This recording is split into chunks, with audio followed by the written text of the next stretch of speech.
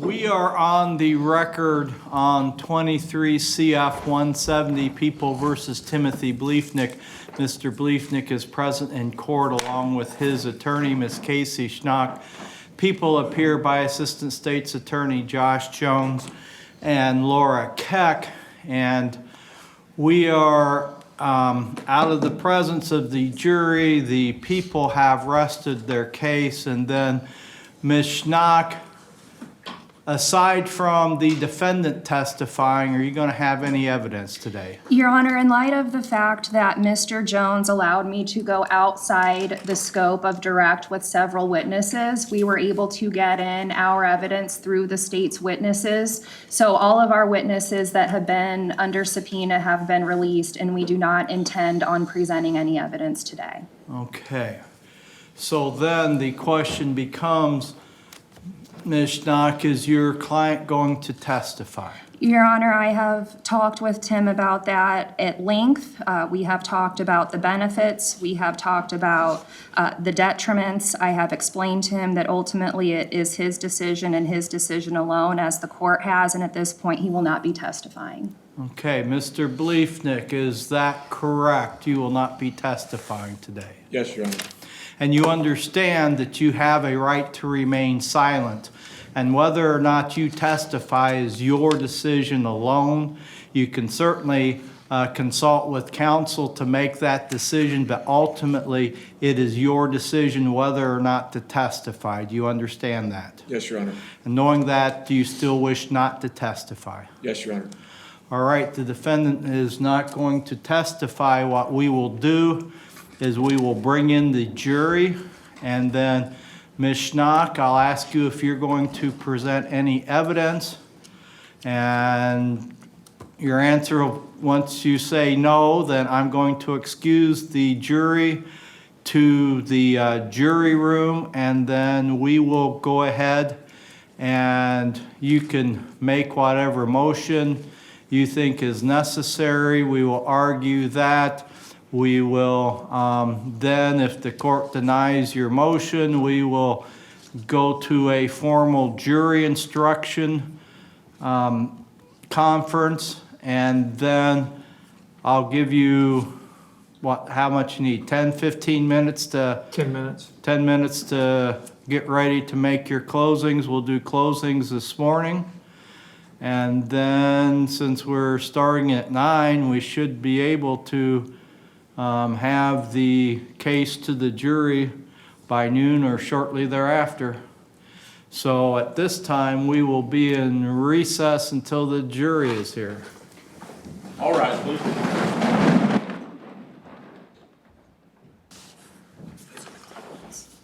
We are back on the record on 23 CF 170 People versus Timothy Bliefnick. Mr. Bliefnick is present in court along with his attorney, Ms. Casey Schnock. People appear by Assistant State's Attorney Josh Jones and Laura Keck. And while we are waiting, then we are going to have a formal jury instruction conference. And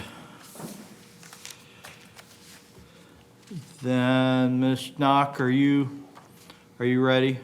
I'm ready. I don't know if the state has updated the instructions since yesterday afternoon or not.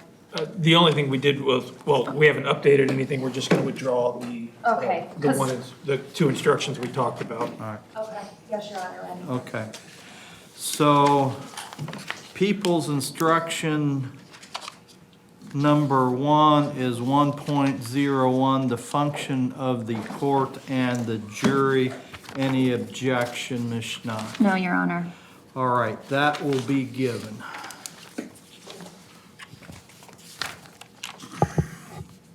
People's Instruction number 2 is 1.01A, the preliminary cautionary instruction before opening statement. Any objection, Ms. Schnock? No, Your Honor. That has been given. The court will not read that instruction again. The court will, however, send that back with the other instructions to the jury. 1.01B implicit bias is People's Instruction number 3. Any objection to that, Ms. Schnock? No, Your Honor. That will be given.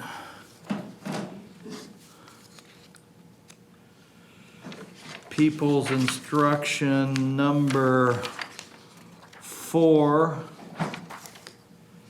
is 1.02.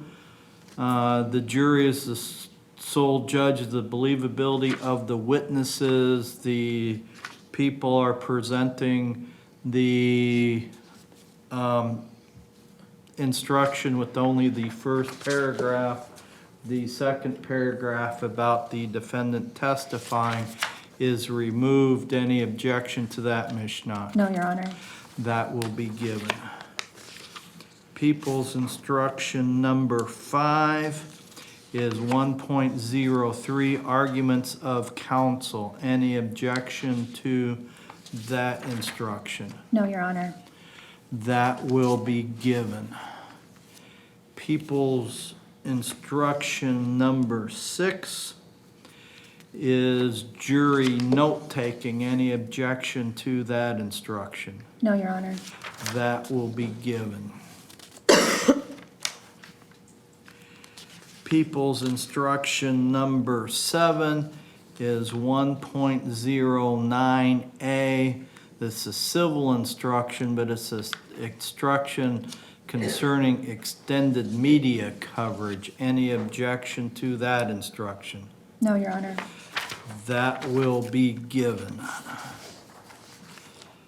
People's Instruction number 8 is 1.09B.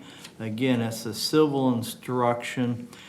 It's entitled, when the news media was present at any portion of the trial. Any objection to that instruction, Ms. Schnock? No, Your Honor. That will be given. People's Instruction number 9 is 2.01, the charge against the defendant. Any objection? No, Your Honor. That will be given. People's Instruction number 10 is 20.01, enhancement extended term factors. Any objection to that instruction? No, Your Honor. That will be given. People's Instruction number 11 is 2.02, the charges against the defendant. Any objection to that instruction? No, Your Honor. That will be given. People's Instruction number 12, which is the presumption of innocence. Any objection to that instruction? No, Your Honor. That will be given. People's Instruction number 13 is 2802, enhancement as to the presumption of innocence. Any objection to that instruction? No objection. That will be given. Then we're going to take defendant's instruction number 1, which is the failure of the defendant to testify. Mr. Jones, any objection to that instruction? No. That will be given. Then we have People's Instruction number 14, which is 3.01, the date of the offense charged. Any objection to that, Ms. Schnock? No. That will be given.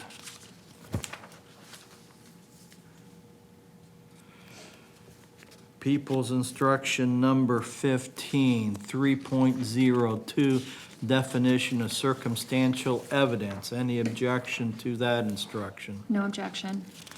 That will be given. People's instruction number 16 is 3.06 to 3.07, statements by the defendant. Any objection to that instruction? No objection. That will be given. People's instruction number 17 is 7.01B, which is definition of first-degree murder. Any objection to that instruction? No objection. That will be given. People's instruction number 18, which is 7.02B, issues in first-degree murder when second-degree murder is not also an issue. Any objection to that instruction? No, Your Honor. That will be given. People's instruction number 19, definition of home invasion, and that's 11.53. Any objection to that instruction? No objection. That will be given. People's instruction number 20 is 11.53C, definition of dwelling place of another. Any objection to that instruction? No objection. Mr. Jones, the clean copy We're gonna fix that, Your Honor. I have has part of another instruction on it. I'm going to, We'll reprint Put that one that and up. the next one, Your Honor. okay. And since there's no objection, then that instruction will be given. People's instruction number 21, which is 11.54, issues in home invasion. Any objection to that instruction? No, Your Honor. That will be given. People's instruction number 22 is 28.03, issues in enhancement, and that's enhancement of the issues in home invasion. Any objection to that instruction? No objection. That will be given.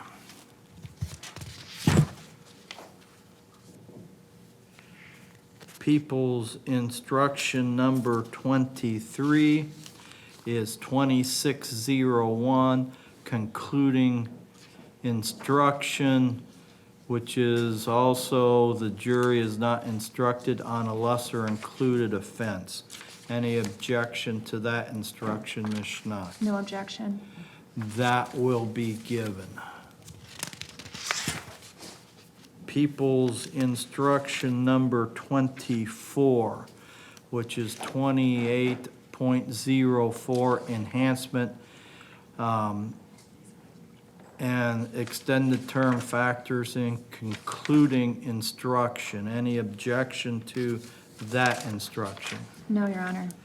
That will be given.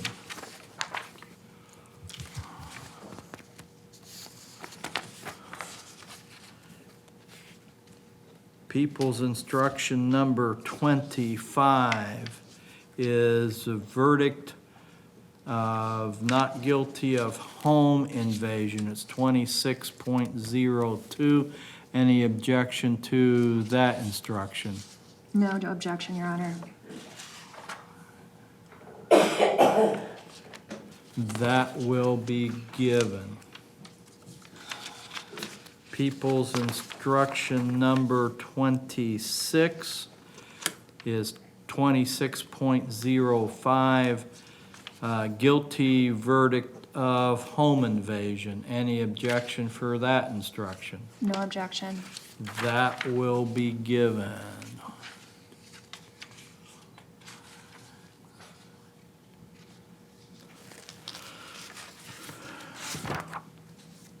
People's instruction number 27 is 2602, which is the not guilty of first-degree murder.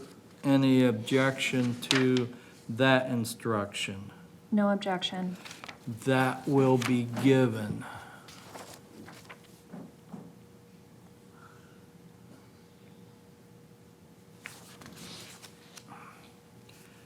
People's instruction number 28, 26.05, guilty verdict of first-degree murder. Any objection to that instruction? No objection.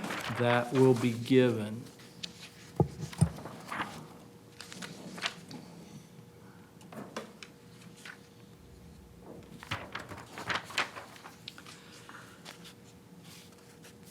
People's instruction number 29 is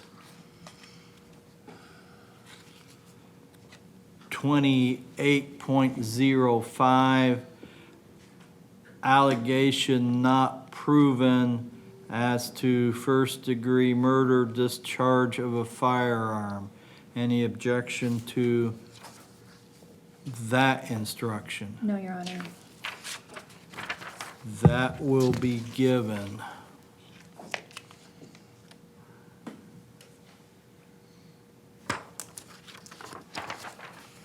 And instruction number 30 is 28.06, allegation proven, which is first-degree murder, the discharge of a firearm. Any objection to that instruction? No objection.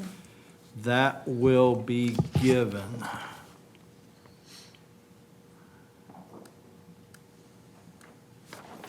All right, then, that is all the jury instructions that have been presented at the preliminary informal jury instruction conference. Mr. Jones, are the people offering any other instructions? Other than the two that we're going to bring back to the court that correct the errors in those other two, no, Your Honor. Okay. Ms. Schnock, is the defendant offering any additional instructions? No, Your Honor. Okay, those will be the instructions once they are corrected. And do you know, are we ready yet? Okay. Are we ready? Okay. Anything we need to bring up before we bring the jury in, Mr. Jones? Judge, the only thing I would bring up is if we want to address the people's position after closing arguments is that none of the exhibits at this point should go back to the jury. We're not asking that anything go back to the jury other than the jury instructions at this point. If they want to see something, they can certainly ask that question. We can address it then. But, All right. but that's what we would request. Ms. Schnock, what's the defendant's position? At this point, Your Honor, we're not asking that anything go back to the jury. Okay. The court would agree, because of the number of the exhibits and the volume of the exhibits and the fact that some of them could go back, some of them probably shouldn't go back. At this point, we won't send any of the exhibits back, and then if the jury wishes to request to review an exhibit, then we will discuss that and consider sending that back then. Anything else before we bring in the jury, Mr. Jones? Judge, what's the court's, now that we've done the formal instruction conference, is the court going to want us to go right into close? If so, I can set some stuff up? No, Okay. because we'll have to consider any motions that are made Okay. once the defendant rests or doesn't present any evidence, and then I'll give you 10 minutes to Okay. get everything together to start closing. So we will send the jury right back then after we bring them in. So let's, Ms. Schnock, anything we need to bring up before we bring in the jury? No, Your Honor. All right, let's bring in the jury.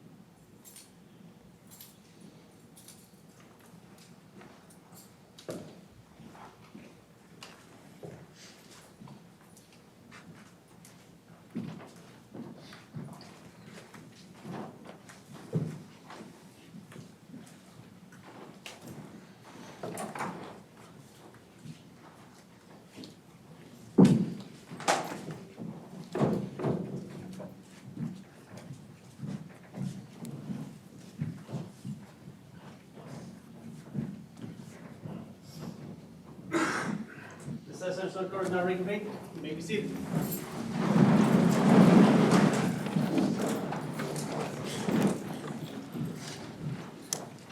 Good morning, ladies and gentlemen of the jury. The people have rested their case, and now the defendant has an opportunity to present evidence if they so wish to do so. Ms. Schnock, does the defendant have any evidence? Your Honor, due to the fact that Mr. Jones waived scope objections during his case in chief, our evidence was able to come in over the last week of testimony. So we will not be presenting any evidence today, Your Honor. All right, ladies and gentlemen of the jury, I know this sounds a little silly, but I'm going to send you back into the jury room because we have a few things we need to take care of prior to finishing up the trial in this case. I would remind you that you still have not heard the closing arguments of counsel, nor have you been instructed as to the law on this case. So you must not discuss this case with anyone, even amongst yourselves, until it is time to start your deliberations. You are not to reach any opinions or conclusions about the case until you have heard everything. And then I would also remind you that although you are able to use your phones, etc., while you are in the jury room at this point, once you start deliberations, you will not have access to those devices. So at this point, I'm going to send you back to the jury room. It'll probably be 20 to 30 minutes that we need to take care of business, and then you will come back in and start with closing arguments, okay? So if you All rise.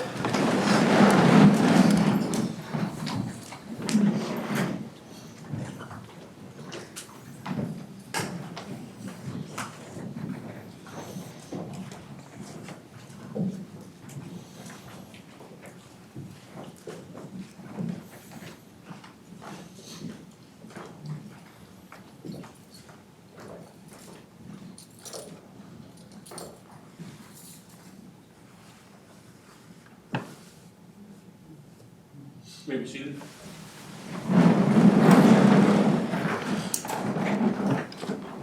Okay. We are out of the presence of the jury, and then Ms. Schnock, do you wish to make any motions? Your Honor, I would renew my motion that I made yesterday for a directed verdict, but would not go into the detail of the motion, would simply renew it at this point. Mr. Jones, you wish to be heard in response? Same argument. All right. Well, the decision on a motion for directed verdict at the close of all evidence is a little bit different than after the motion at the close of the people's evidence, because the motion at the close of all the evidence, the court must make a determination of whether or not there is sufficient evidence for a reasonable jury to find the defendant guilty. And in this case, the people have provided or presented enough evidence on each of the charges in question where a reasonable jury could find the defendant guilty of each of those charges. So that motion would be denied. And then Mr. Jones, I have been provided with the two instructions that were changed. Have you seen those? I have, Your Honor. All right. And, Your Honor, just for the record, when we say change, the original said not typographical errors, but contained a sentence from the previous instruction on the instruction before, just due to spacing issues. So we've corrected those errors. correct. Ms. Schnock, any objection to well, you probably haven't seen I have not seen them, no. the new documents. What happened, and if you want to review these, is that the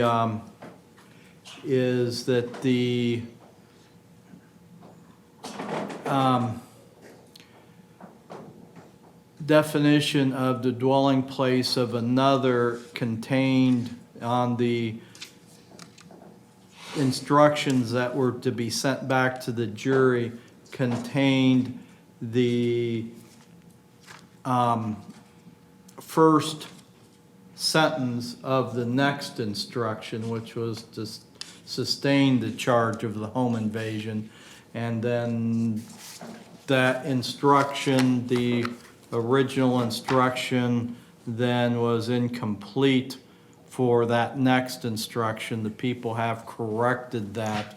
And so now the court has the instructions which contain only one instruction on each page and the whole instruction on each page. So the court is going to accept then those, what we consider clean copies of those instructions. They're not changed. They're simply printed out in the proper form. And then, Mr. Jones, anything we need to bring up before we break and do closing arguments? No, Your Honor. Ms. Schnock, anything we need to bring up before we do closing arguments? No, Your Honor, thank you. All right, let's break for about 10 minutes so you can each get your stuff ready, and we'll go on to closing arguments. All right.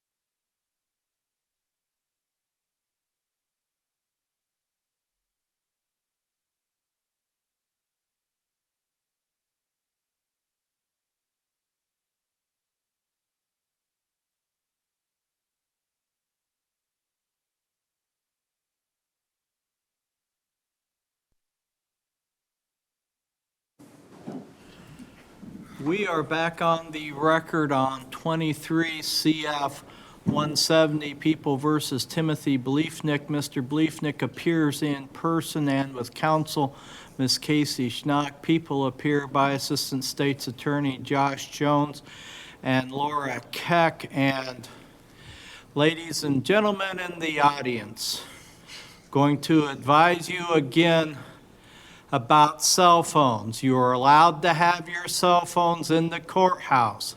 However, when you are in the courtroom, those cell phones must be turned completely off and put away. If your cell phone goes off or if the security sees you with your cell phone, then you will be asked to leave the courtroom and you will not be allowed in until the next day. And that does not include the media, who are allowed to have their cell phones or other devices so that they can communicate with the public. However, if you are media, you need to have your ID badges on so security can know that you are media and they will not hassle you. Then having done that, Mr. Jones, are the people ready to present their closing argument? We are. Ms. Schnock, is the defendant ready? Yes, Your Honor. Okay, then let's bring in the jury. All right.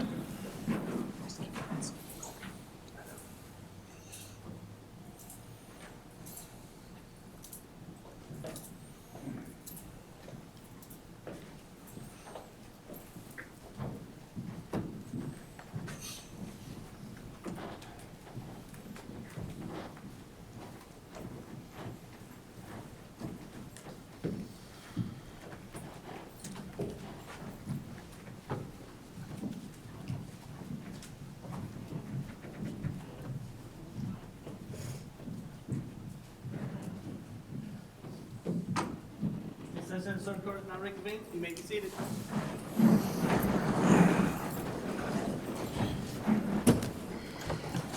All right, Mr. Jones, you may be heard. Thank you, Your Honor. May it please the court, opposing counsel, ladies and gentlemen of the jury. On February 23rd, 2023, the defendant rode a bike with no reflectors on it that he had bought on Facebook to Becky Bliefnick's house.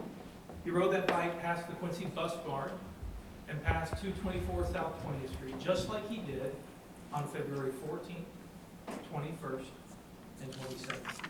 But on February 23rd, 2023, the defendant climbed up a chair in a pergola and onto Becky's roof. And he walked on her roof and he walked past 4 other windows to the window of a bedroom that he knew was empty. The window of a bedroom of a little boy who at that very moment was asleep in his father's house. And on February 23rd, 2023, the defendant pried open that window with a crowbar, just like he read on the internet. He climbed through that window and he broke down Becky's door and he chased her into a bathroom. Becky fell to the ground and the defendant looked down at her, looked her in the eyes, and shot her 14 times. He shot her with a gun with a homemade silencer that he read about on the internet. And on February 23rd, 2023, after he executed Becky in cold blood and left her there on that bathroom, slowly bleeding to death, surrounded by 8 shell casings, he rode that same bike past the Quincy bus barn, just like he did on February 14th, 21st, and 22nd. He went back to his house, where police would later find 27 shell casings that exactly matched the 8 shell casings that were fired by the gun that shot and killed and executed Becky. The 27 shell casings in his house exactly matched the shell casings that were around Becky. Not the same type of gun, not the same brand of gun, the exact same gun fired all 37 shell casings. Just like identical twins have different fingerprints, each and every gun leaves a different fingerprint on every shell casing it fires. Each and every gun. And every one of those 35 shell casings had the same fingerprint. They were fired by the exact same gun. Not the same brand of gun, not the same type of gun, the exact same gun fired all 35 of those shell casings. Now, what the defendant did on February 23rd, 2023 in Adams County is called home invasion and first-degree murder. And after you hear all the argument, the judge is going to tell you that to prove those things, we have to prove certain elements. To prove home invasion, we have to prove these things on the screen. And usually what I would do in a closing argument is I read each of these propositions to you, and we talk about those propositions. And then I'd read the propositions for first-degree murder, and we talk about those propositions. But this case is different. This case isn't a propositions case. This case is about one question. This is a one proposition case, if you will. And the proposition is this: did the defendant do it? Have we proven beyond a reasonable doubt that the defendant did it? And after you hear the evidence, and after you hear the closing argument, if you believe that you've proven it beyond a reasonable doubt, then you find the defendant guilty. And what happened on February 23rd, 2023, that violent and tragic end to Becky Bliefnick's life? Well, it started on September 18th, 2009, when Becky and the defendant were married. After a few years, in January of 2021, January 21st, the defendant files for divorce. A few months later, in May of 2021, Becky starts to tell people about her fears, that something's not right. She tells Christine Moore, he screamed in my face. He shoved me in front of the kids. He's thrown things across the room where the kids and I were standing. He's punched a hole in the wall. If things really don't go his way, I feel he can be very unstable and unpredictable. And the thought's gone through my mind, if I may need a restraining order, I'm changing the locks as soon as I can. She tells Christine Moore that the only way the defendant has to make sure that the boys choose him over her is to eliminate her as a choice. Then on Mother's Day of May 2021, she tells her friend, Nicole Bateman, Tim told me if I outed his dad that he would probably have to move and then he would kill himself. And yes, I absolutely worry he will try to take the kids sometime, especially if I get awarded the custody I want. He will be pissed, and he will do whatever he feels like doing. In June of 2021, Becky calls out to another friend, to Becky Spots, and she tells Becky, I'm wanting to never have my children around them alone ever again. It's gotten to the point that I hate to even go to work for fear that he will secretly take off with the kids and I won't see them for a long time. Forever. I truly believe Tim has serious mental health problems and he's becoming more vengeful and unpredictable. And it scares me. But I'm scared to even try to get an order of protection because it will piss him off and he will try to punish me somehow. And I don't think an order of protection will be issued because they will say his violent outbursts have not been egregious enough and the incidents have been stretched out over too long a period.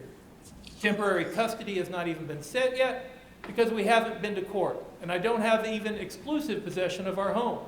So I can't legally keep him away from me or the kids. Plus, if I ask for an order of protection, I won't be able to come see my children in his house anymore. And he may cut off their communication with me while they are there, and that scares me too. And then she tells Becky, it is a fucking nightmare.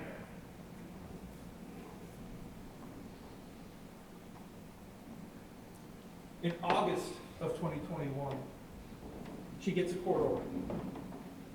She gets a court order that says Ray Bliefnick, the defendant's father, can have no unsupervised contact with the boys. August of 2021. The defendant's required to pay her alimony of $2,100 a month and child support of $472 a month. September of 2021, she sends a message to her sister. If something ever happens to me, please make sure the number one person of interest is Tim, as that is who would do something to me. I'm putting this in writing that I'm fearful he will somehow harm me, come after me, or will try to do something to me that takes me away from the kids, or the kids away from me. He already has lied multiple times to paint himself as a victim and me as the perpetrator when it is the other way around. No, I have not sent this to Mom or Dad, as I don't want them to be out of their mind with worry.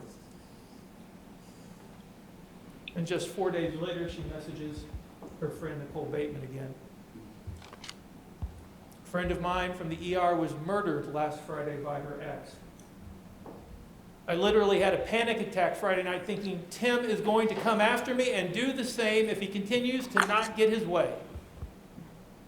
If he's crazy enough to file this OOP and make all this crap up and blame it on me, what else is he willing to do?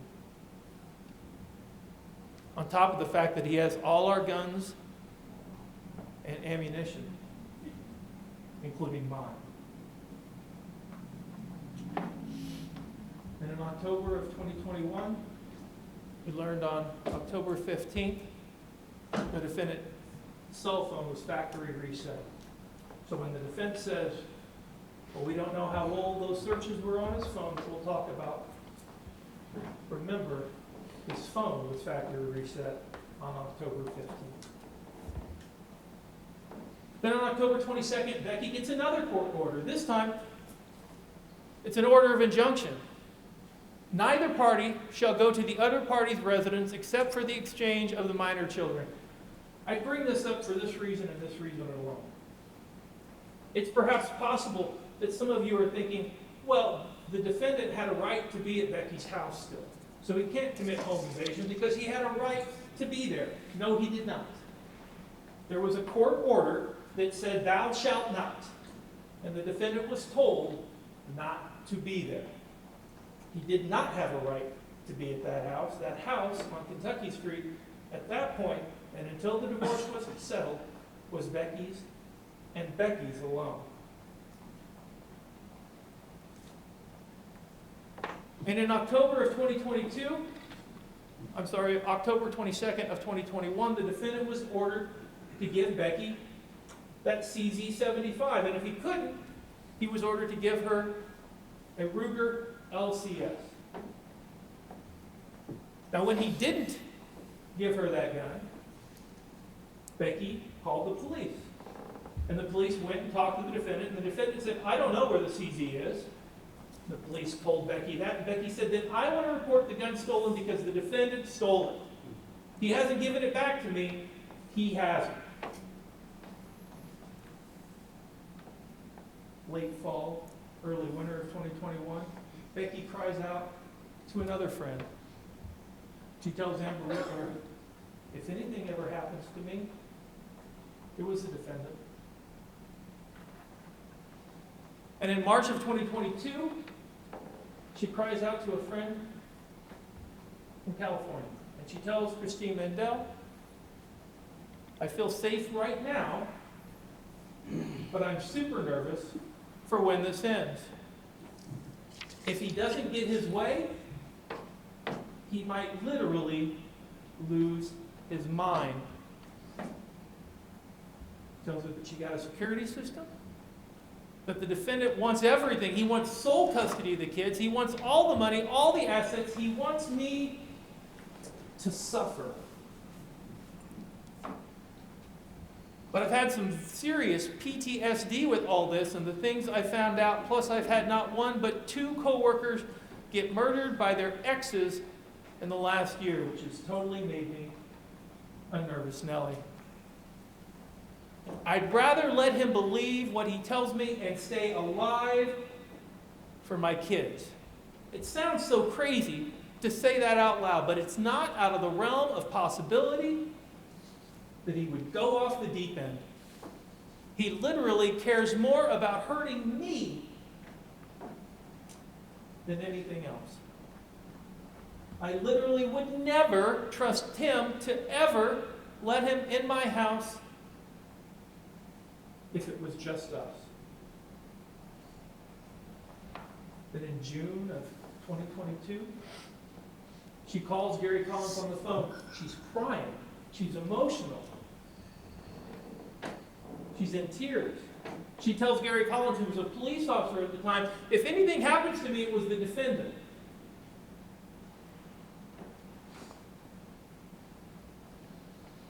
In August of 2022, Becky gets another court order.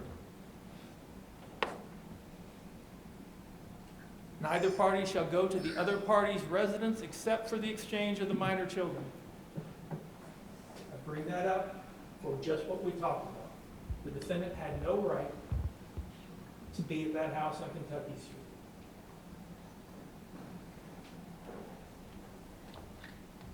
Then in October of 2022, John Smith receives notification about Mike Blazing's bike being sold.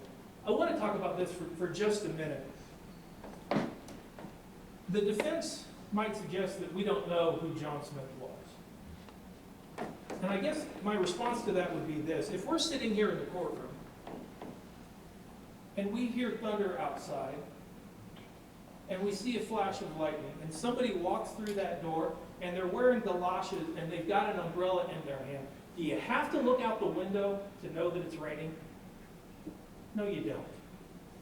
Do we know who John Smith was? Yeah. John Smith sits right there. John Smith drove an orange rust CRV. That was the message that he sent. The defendant drives that same CRV. John Smith says that he's got long brown hair. The defendant had long brown hair. John Smith bought a black mongoose bike. There was a black mongoose bike in the defendant's garage. And John Smith got notifications on his phone about a blue bike with no reflectors that was sold by Mike Blazing to a tall, athletically built man. Do we have to look outside to know if it's raining? We know who John Smith is, and we know what John Smith did. December 2022, just 3 months before Becky was executed in cold blood, Becky files her pretrial affidavit. And in Becky's pretrial affidavit, she talks about that CZ-75 again, because she didn't have it. There was no gun safe in her house. There was no ammunition found in her house. We've heard no evidence of that. She didn't have a gun. She wanted that gun back, and if the defendant didn't give her that CZ-75, he was supposed to give her a Ruger 9 LCS. We'll talk about that Ruger LCS in a minute. And in Becky's proposed parenting plan, talking about custody of the boys, Becky agreed to 50-50. Becky agreed to a fair split, 50-50 between her and the defendant. Compare that to the defendant's proposed parenting plan. When he filed the proposed parenting plan in December, he wanted 70-30 his way. She would have 4 overnights in a 14-day period. That's what the defendant wanted. Then in January of 2023, the defendant sends a letter to Becky about what he wanted. And what did he say? He said, well, I'll go 60-40. And I'll do 50-50 if you get a psychological evaluation. And he said, I'm not going to pay any child support. I'm only going to pay maintenance of $750. And you know that house that you've been living in with those boys for the 2 years? That's mine now. You get 60 days to find a new place to live. And my father, even though there's been a court order for 2 years that there's no unsupervised contact, my father can see the boys whenever he wants, supervised or unsupervised. That's what I want. That's what the defendant said he wanted in January of 2022. And on January 5th of 2023, I apologize, January of 2023. January 5th of 2023, Becky calls out again to a friend, Melissa Young. A friend she hadn't seen in a while. What does her friend say? Her friend says, Becky looked emotionally drained and tired. Becky said, the defendant told her, you'll be dead before you get my money. And Becky asked for prayers. Sometime in January, Becky calls out to her friend Sarah Murphy and says, if anything happens to me, you better go looking for the defendant. And the defendant told me, I'm tired of playing your stupid little game. And in January of 2023,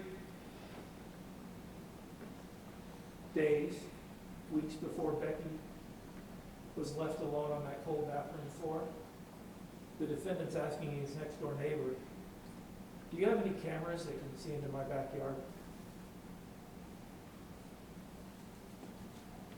February of 2023, the month that Becky was killed. On Friday, February 10th, the defendant calls the Quincy Police Department and says that he's going through a brutal and contentious divorce. And he says, I've got to give a gun back to that crazy bitch.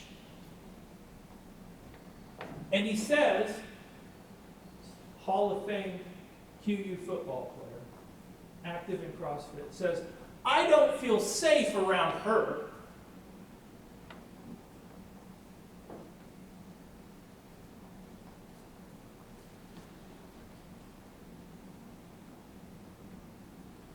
Let's focus on these 3 weeks. And let's start with February 13th and 14th of 2023. On February 13th, 2023, at 2:02 p.m., we know that that's the last time there was activity on the defendant's computer, last time there was any internet search on his computer, 2:02 p.m. until 1:10 a.m. And we'll talk about that in a minute.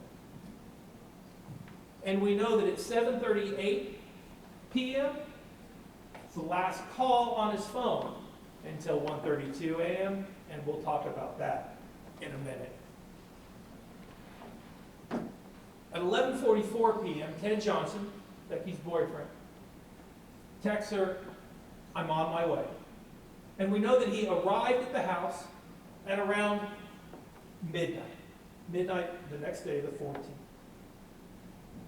And we also know that he parks his truck with that license plate and that VIN number on the back parking lot, back driveway of Becky's house. And we also know that on February 14th, at midnight, the defendant's Whoop armband loses connection. And what happens after that? What happens after his Whoop armband loses connection? For the first time, we see this video at the Quincy bus barn.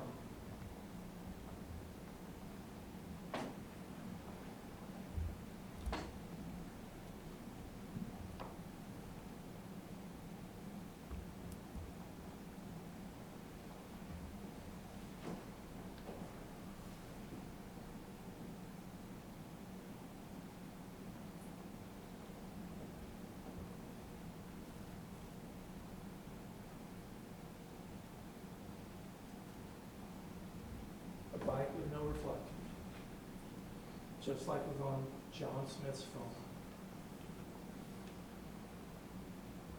And what happens just a minute and a half after that? Well, at 12:31 a.m., we see this video at 224 South 20th Street.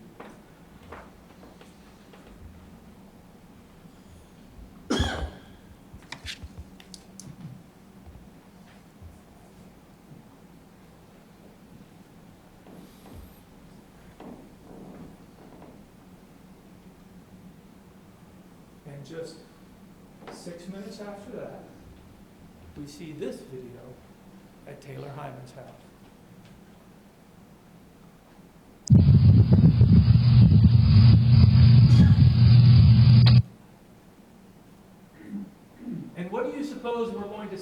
about 15 minutes later, this video back at the Quincy bus barn.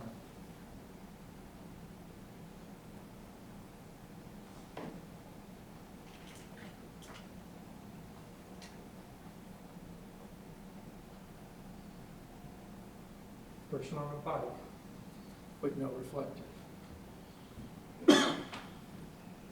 And is it a person on a bike with no reflectors, or is it the defendant on that bike? Well, right after we see that video, the defendant's whoop mysteriously reconnects. And right after we see that video, and right after his whoop mysteriously reconnects,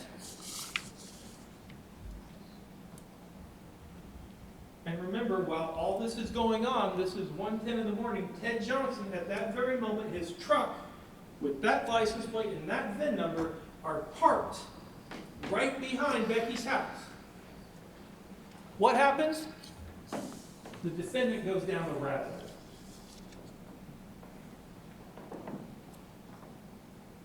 At 1:10 a.m., 1:10 a.m. in the morning, he starts searching all these things. At 1:10 in the morning, right after his whoop reconnects. And he's not just searching for license plates. There's a specific license plate that he's searching for. He's looking for ADC J55. Now, how else does he see it unless he's in her backyard? And how else does he see it in his backyard unless he gets there? And how did he get there? He rode that bike. And how do we know he rode that bike? Because his whoop wasn't connected when he was doing it. But if that's not enough, he looked up, how do I find the owner of a license plate in Missouri? And what does he do right after that? That's at 1:31 a.m. What does he do at 1:32 a.m.? He makes a cell phone call. Who does he call? The Missouri Department of Revenue at 1:32 in the morning. And if that's not enough, he's looking for a specific VIN number.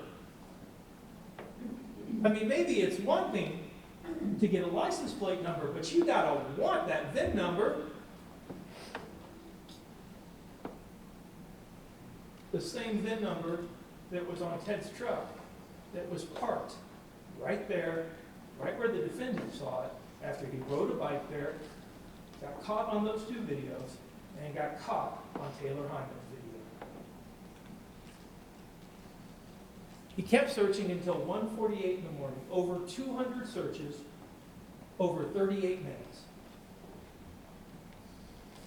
You know, Becky said if he didn't get his way, he might start to literally lose his mind. He started to lose his mind. Because he wasn't done. A day later, he's still searching.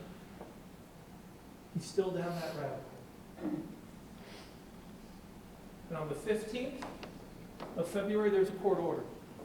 The matter set for trial. The end is in sight for Becky.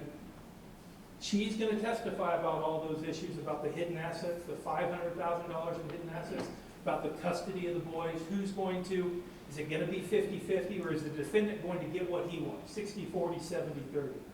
That's going to be settled. Is she going to get kicked out of the home like the defendant wants? Is he going to have to pay her alimony or not? He didn't want to pay her the alimony that she was requesting. And what about the defendant's dad? Was he going to be around those boys unsupervised or not? That was all coming to a head. She had her witnesses subpoenaed. They were there. They were going to testify on March 3rd at 1 p.m. It's in the order. All the presenting matters were going to be heard. The end was in sight. And what did Becky say? She was super nervous for when this ends.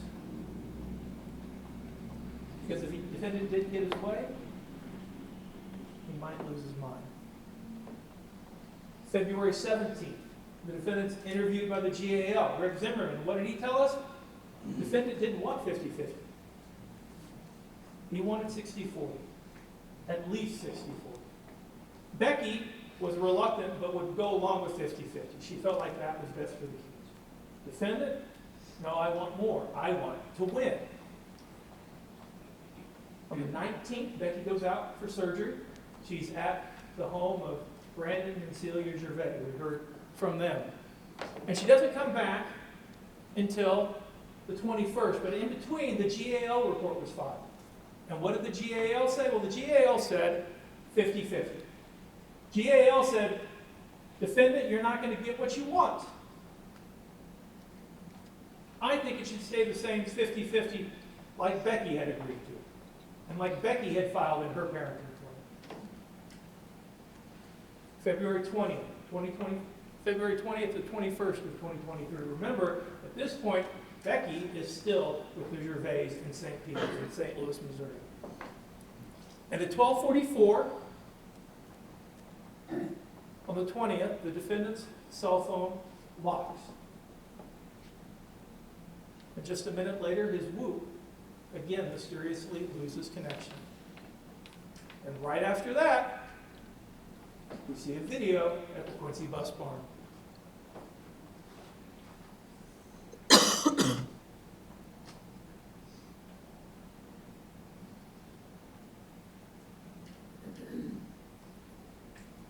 Person on a bike with no reflectors. And just a minute and a half after that, you see a video at 224 South 20th Street.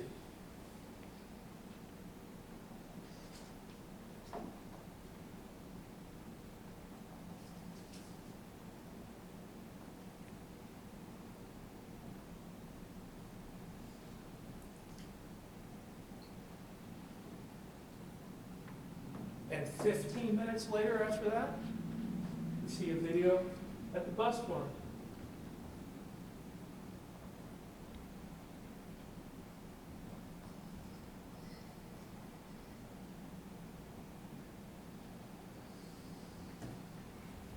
Person on a bike with no reflectors, headed north this time.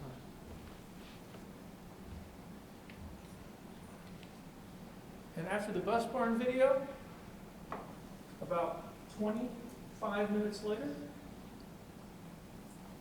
you see another video at the bus barn.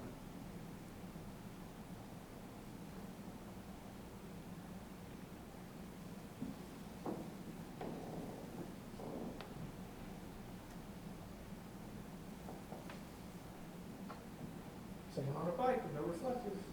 Defendant's whoop. Still not connected.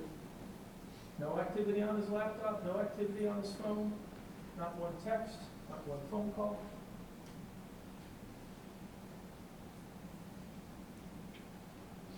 And 15 minutes after that,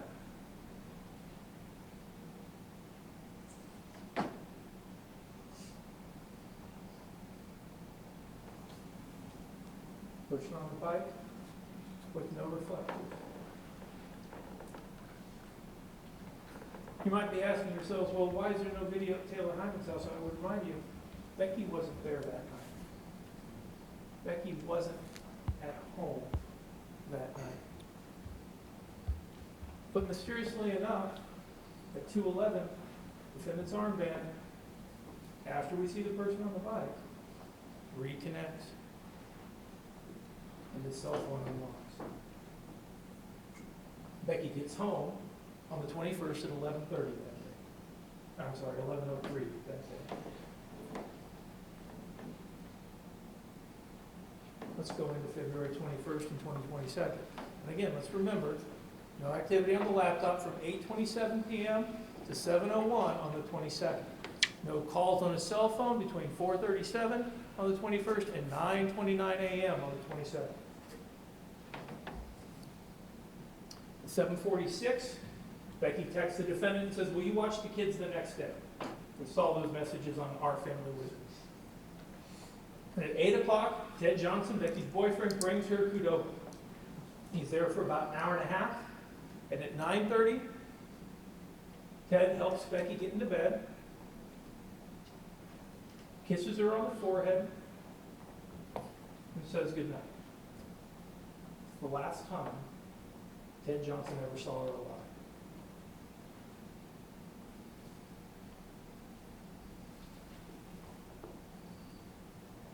At 12:42, the defendant's whoop loses connection. What do you think's going to happen next?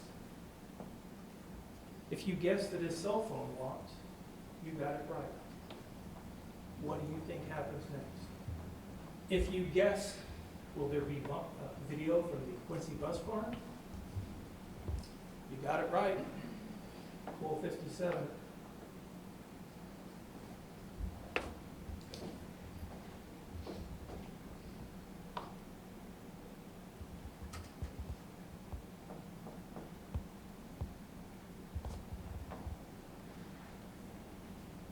And what happens next?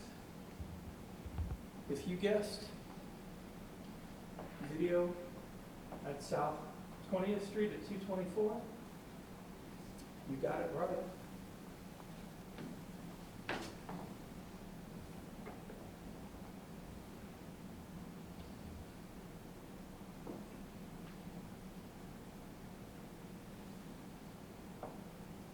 Headed north on 20th Street, south on 20th Street, turning east on Prairie towards Becky's house.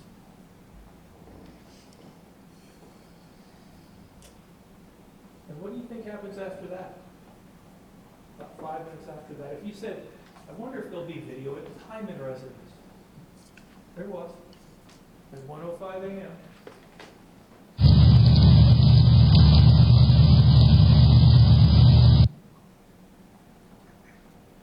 And what happens about 15 minutes after that?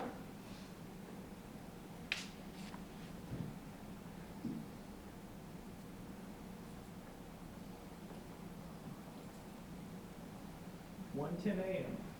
Quincy bus barn. Person on a bike with no reflectors, heading north, away from the direction of Becky's house, towards the direction of the defendant's house.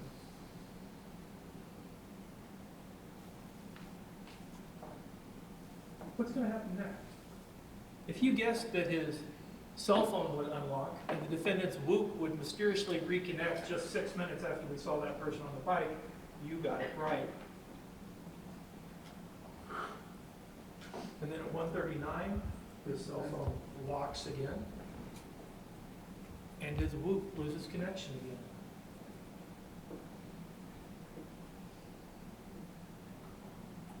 And once again, right after his cell phone locks, right after his whoop loses connection, there's a video at the Quincy bus barn of a person riding a bike with no reflectors,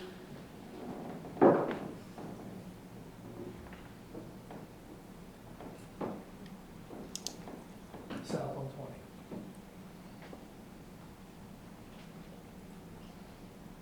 And a minute and a half later, there's video at South 20th Street, 224 South 20th Street, of a person riding a bike, south on 20th Street, and once again, turning east on Prairie. And if you're asking yourself, well, in 15 minutes, is there going to be video at the Taylor Hyman residence of a person? There is.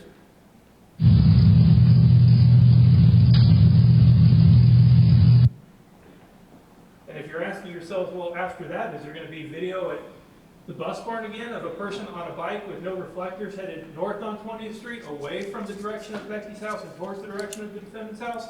Yep, you got that one right too. Is it 2:06?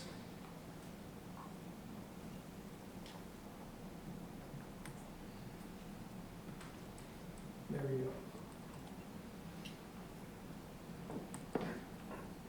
And if you're asking yourself, well, how do you know that's the defendant? Once again, right after you see that person on the bike, his whoop reconnects and his phone unlocks. 14th, 20th, 21st, and 22nd. Same thing. Every day. And on the days when we don't see the person on the bike, where we don't see, you know what, not a person, the days when we don't see the defendant on a bike, his whoop's fine. It's not losing connection then. The only time we see those losses, those times when the whoop isn't connected, those gaps or when he's on a bike and he's headed to Becky's house. February 23rd, 2023, the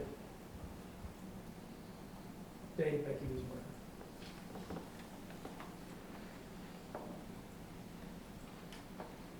On the 22nd, at 1:15, Kelly Leakley goes to the defendant's house.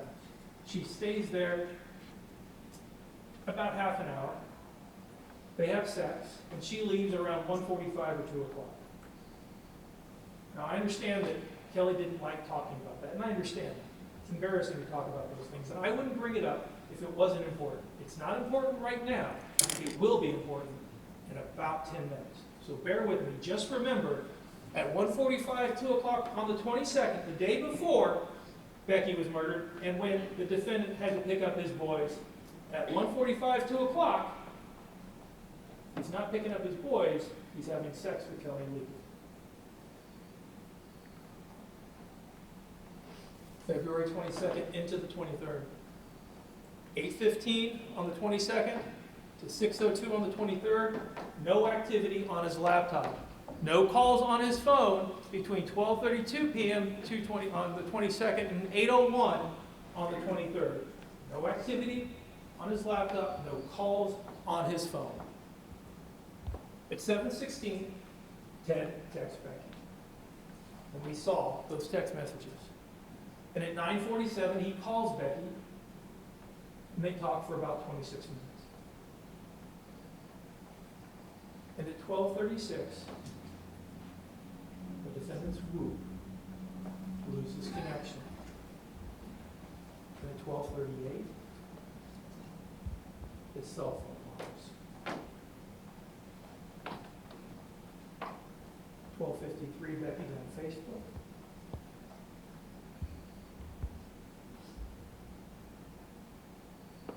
And at 12:55, you see a video again of the defendant riding that blue bike with no reflectors down 20th Street towards Becky's house.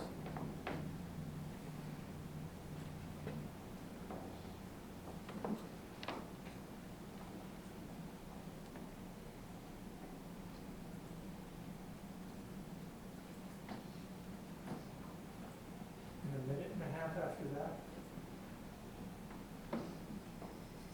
we see the video at 224 South 20th Street of the defendant riding that same blue bike that he bought on Facebook and headed south on 20th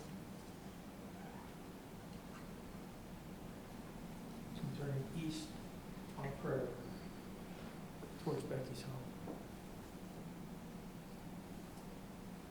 He goes to Becky's house, climbs up that shed. He climbs onto the pergola, and he climbs onto the roof. And he goes past these windows. He goes past these windows. And he goes to this window, the window that he knows goes to a bedroom that's empty. Because the little boy who sleeps in that room is asleep at his house at that moment. The random burglar just got that lucky. The random burglar went past 4 other entry points, get to an entry point all the way across on the other side.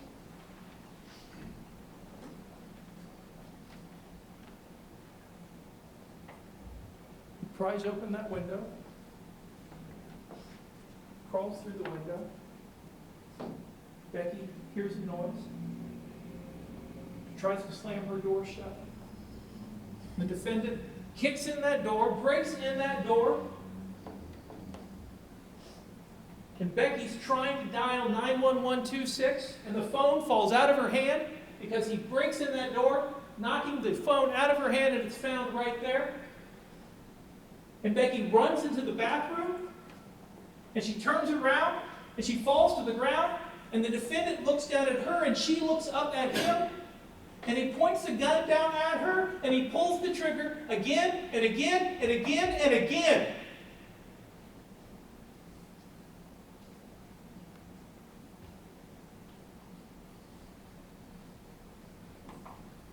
And he leaves her like that.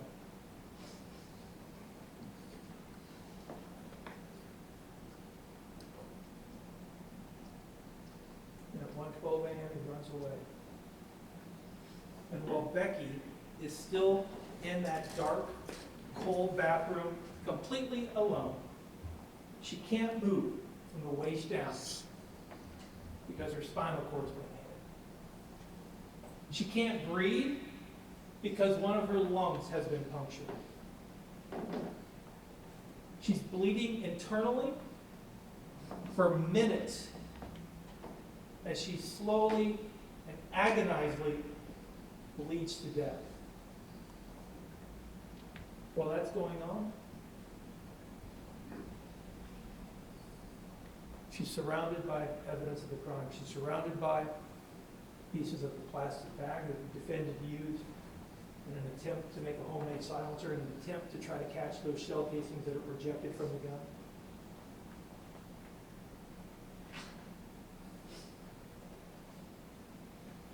And the defendant's DNA is under the fingernails of her left hand, the same hand that she used to wear a wedding ring on when she promised to love and honor with him. That hand is no protection from the bullets that he fired at her.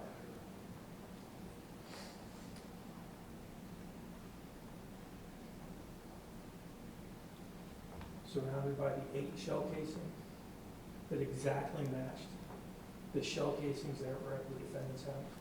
Not the same type of gun, not the same type of ammunition, not the same brand of gun, the exact same fingerprint on all those shell casings and all those shell casings in his basement. And while Becky is slowly dying, the defendant is riding that blue bike with no reflectors, furiously home, pedaling furiously away from what he just did, running away from facing what he did.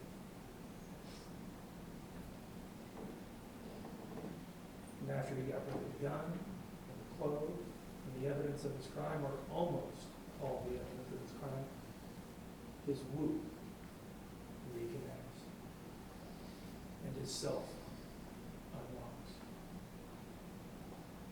The defendant didn't commit the perfect crime, but his mistakes kept going into that morning. On the morning of the 23rd, between 7:30 and 9:30 a.m., Amy Schmiedeskamp told me that she saw the defendant bring a little tight suit over to his father's house. Now remember, the defendant's father, had no unsupervised contact with those boys for over 2 years. They hadn't been over there. Amy Schmiedeskamp said she hadn't seen the boys over there for 2 years. Why does he bring the little tight suit over there unless he knows that's not going to be a problem for him anymore? Unless he knows what nobody else knows at that point, that at 7:30 in the morning, Becky's body is still less than a block away from where he's dropping off that little tight suit. Because he knows that he's not going to be around to put up a fight now. I'm going to get what I want. My dad's going to be able to have unsupervised contact because Becky's dead, because I killed her. Is Amy Schmiedeskamp lying about what she saw? And at 11:51 a.m., the defendant calls St. Peter's School and says, "Don't let the boys walk home. I'm going to be there to pick them up. Don't let them walk home." Roberta Hudson, the school secretary, said that was unusual, that he had never done that before.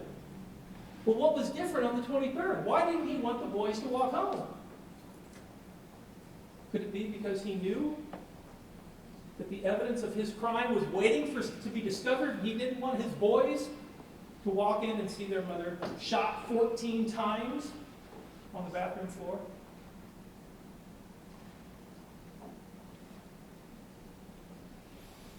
He gets to St. Peter's School an hour early to pick up the boys, and Roberta Hudson said that was unusual. There were no other parents waiting that early. And I would remind you, the day before when he was picking up the boys, what was he doing at 1:47. He wasn't getting to school that early. He was doing something else. So what's different about the 23rd? Well, what was different is he didn't want those boys walking home, walking into that house, and seeing what he did.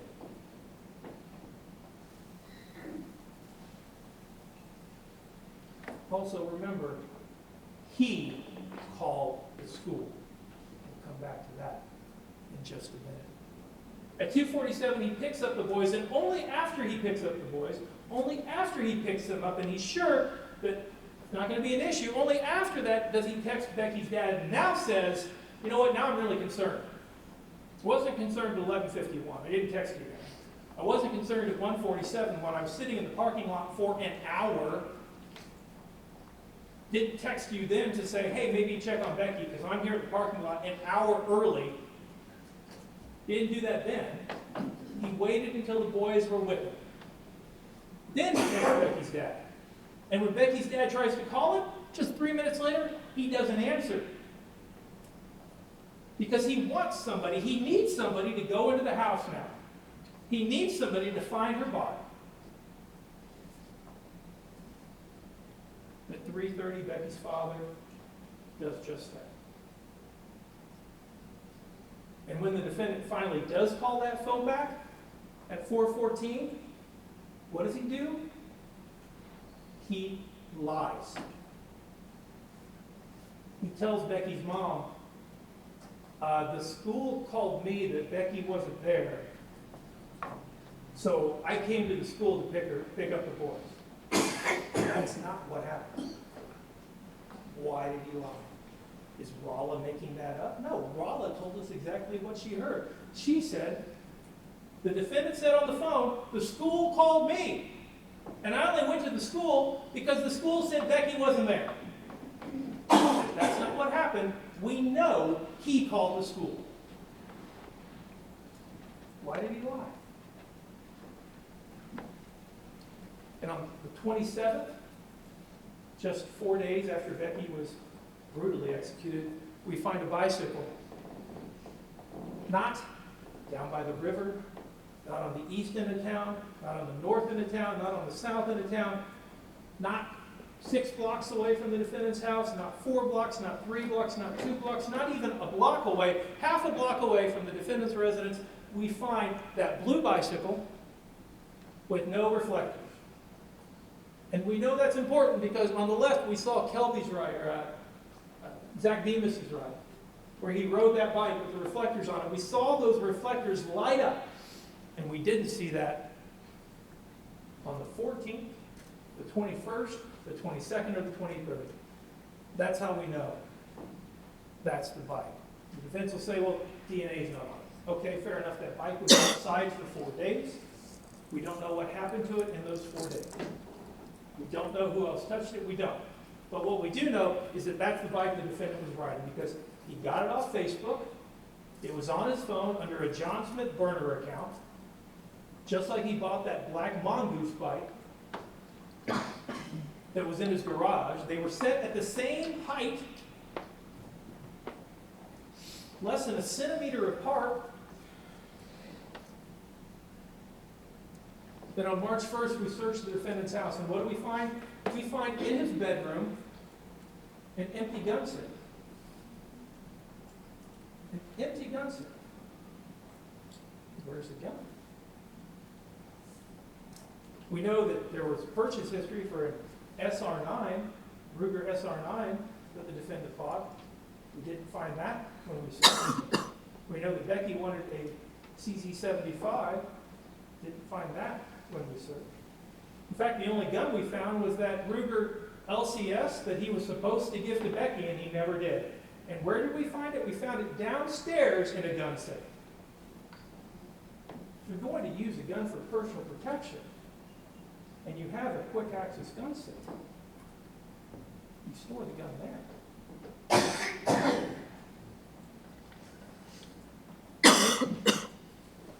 But he didn't. The handgun for personal protection was downstairs, in a lock safe downstairs, and not in the empty, interestingly enough, gun safe in his bedroom. We talked about the black mongoose bike, and in his house, we also found these Aldi garbage bags, Aldi grocery bags, and that crowbar, and no shell casings. And again, remember, all around Becky's body were pieces of a plastic bag, pieces of a plastic bag that the Illinois State Police Crime Lab, to be fair, they said it was inconclusive, but I'm not a scientist.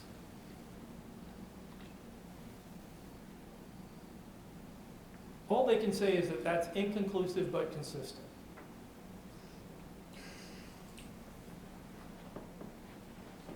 Okay. Guess maybe it's good that I'm not a scientist, because that's a match.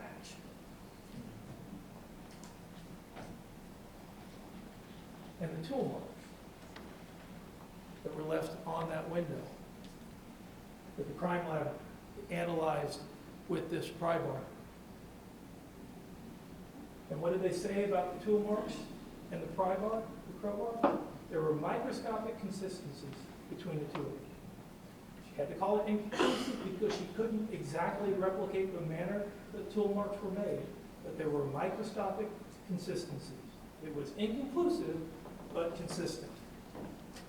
Just like that is inconclusive, but consistent.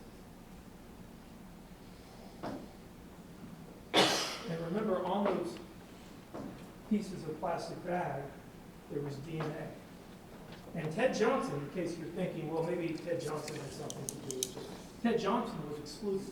In fact, Ted Johnson's DNA wasn't found in the house. It wasn't there. But the defendant couldn't be excluded. In fact, it was 8 times more likely that it was his DNA on that piece of plastic than 2 unrelated individuals. 8 times. And under Becky's fingernails of that left hand, 3 times more likely it was the defendant or one of the boys.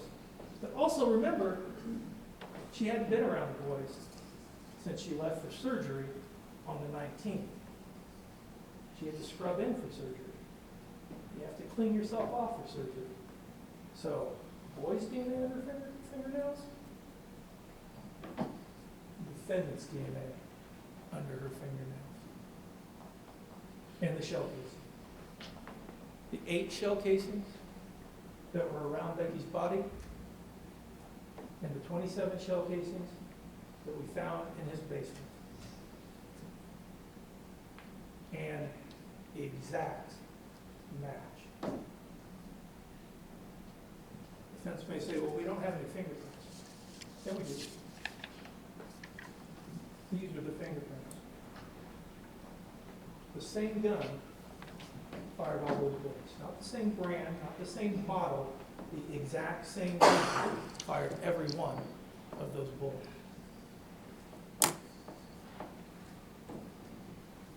The defense may say, this case is circumstantial. And you may be thinking in your mind, well, it's a circumstantial case. But the key word in circumstantial evidence isn't circumstantial, it's evidence.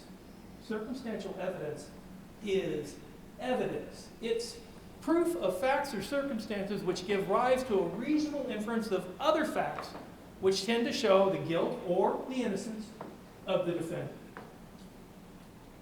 Let me put it to you like this. There's an old game show that I used to watch. I don't know if it's on anymore. You spin the wheel and you pick letters. I think it's called Wheel of Fortune. I don't know if it's still on, but let's play Wheel of Fortune. Are you convinced beyond a reasonable doubt that says happy birthday?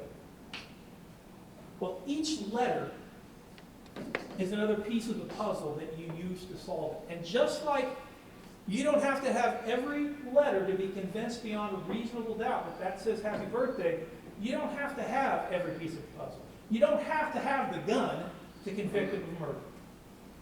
You don't have to have a confession to convict someone of murder. You don't have to have an eyewitness to convict someone of murder.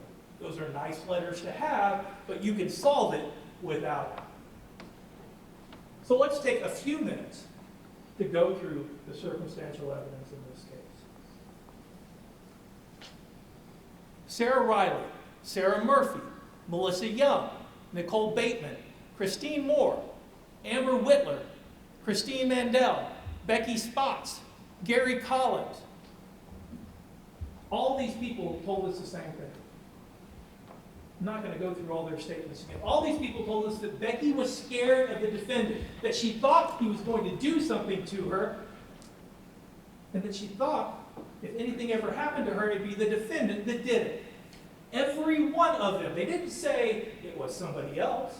They didn't say it was Ted Johnson. They didn't say she's scared of a random prowler. They said she's scared of the defendant.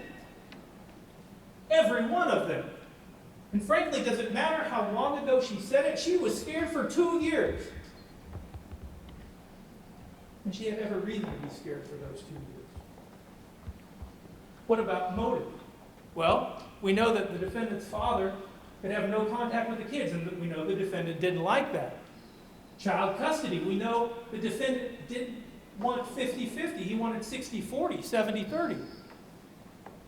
Maintenance, alimony, we know they disagreed about that. In his letter just a month before she was murdered, I'll pay you $750. We saw the calculations that they filed. Becky thought she should get at least twice that. The child support, he didn't want to pay any child support. And the hidden assets. We heard from Becky's attorney that she thought there were almost $500,000 in hidden assets. And we do know that the defendant told Becky, according to one of her friends, you'll be dead before you get my money. The missing CZ-75, they didn't agree about that. The marital home. The defendant wanted to kick her out of the place that she had lived with her 3 boys for the 2 years since he had moved out and filed for divorce. He wanted to kick her out. You got 60 days to find a new place to live. And we know that the divorce hearing date was coming up. In fact, just a week after she was murdered was when it was scheduled to start. The witnesses were subpoenaed. Becky was going to testify. It was all lined up. It was in an order. It was ready to go. But we never got to have that hearing. Becky never got to have her day in court.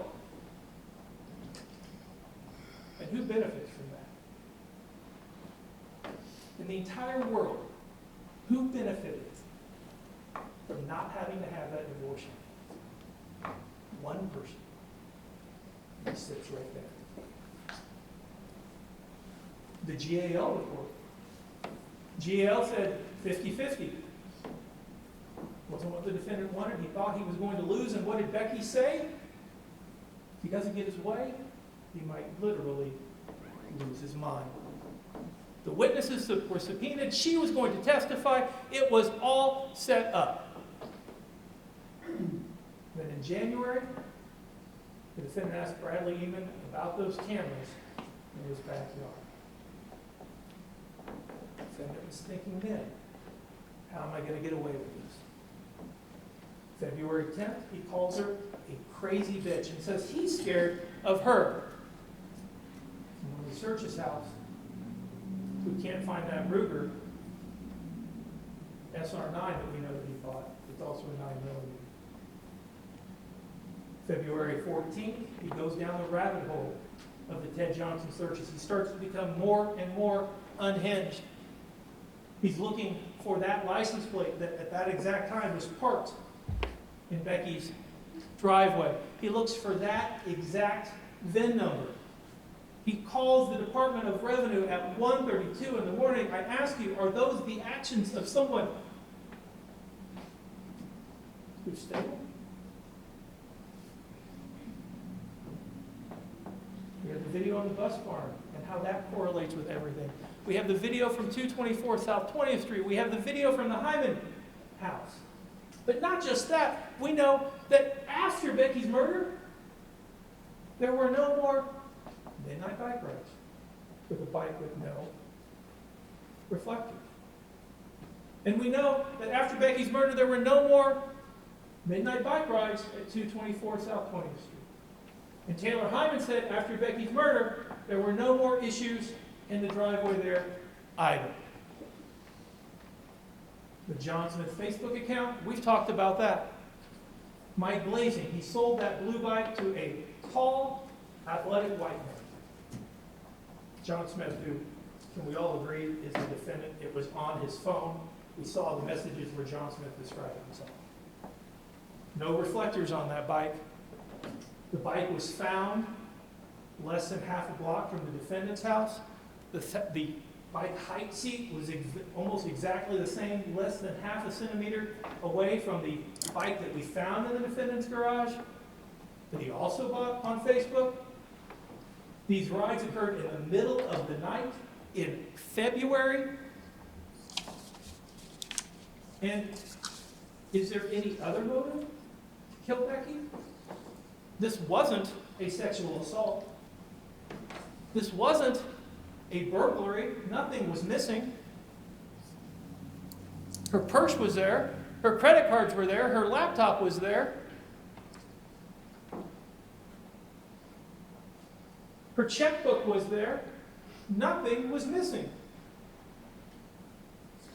Random burglar breaks into the house and doesn't steal anything? The next morning, the little tyke soup. He's delivering a little tyke soup to his father when nobody knows that Becky's dead except for the person that killed her. He calls St. Peter's at 11:51 when nobody knows that Becky's dead except for the person that killed her. He arrives an hour later when nobody knows that Becky's dead except for the person that killed her. And that's important because the day before when he was picking up the boys, he wasn't there an hour early. He was doing something else. He texts her dad not at 11:51, not at 1:47 when he's sitting in his car alone for an hour waiting for the boys, not until after he picks up the boys. And then, after he texts Becky's dad, he lies to her mom. The manner of entry, it was climbing up that wall. It wasn't done by a non-athletic person. It's an athletic means of entry, and the defendant is athletic. He was involved in CrossFit. He was a former QU football player, Hall of Fame player, in fact. The path of entry, does it point to anyone else? It points to someone who knows who's in that house and who's not in that house. They go past 4 other points of entry, past 4 other windows, and goes into the first window that they know nobody's there, because the little boy who slept in that room was sleeping in his house at that exact time. Then they chase Becky down. A random burglar breaks into the house, finds a gun, I guess, or brings a gun that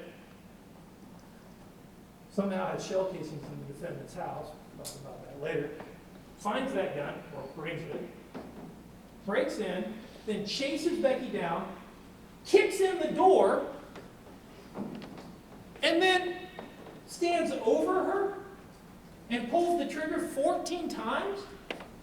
A random prowler does that?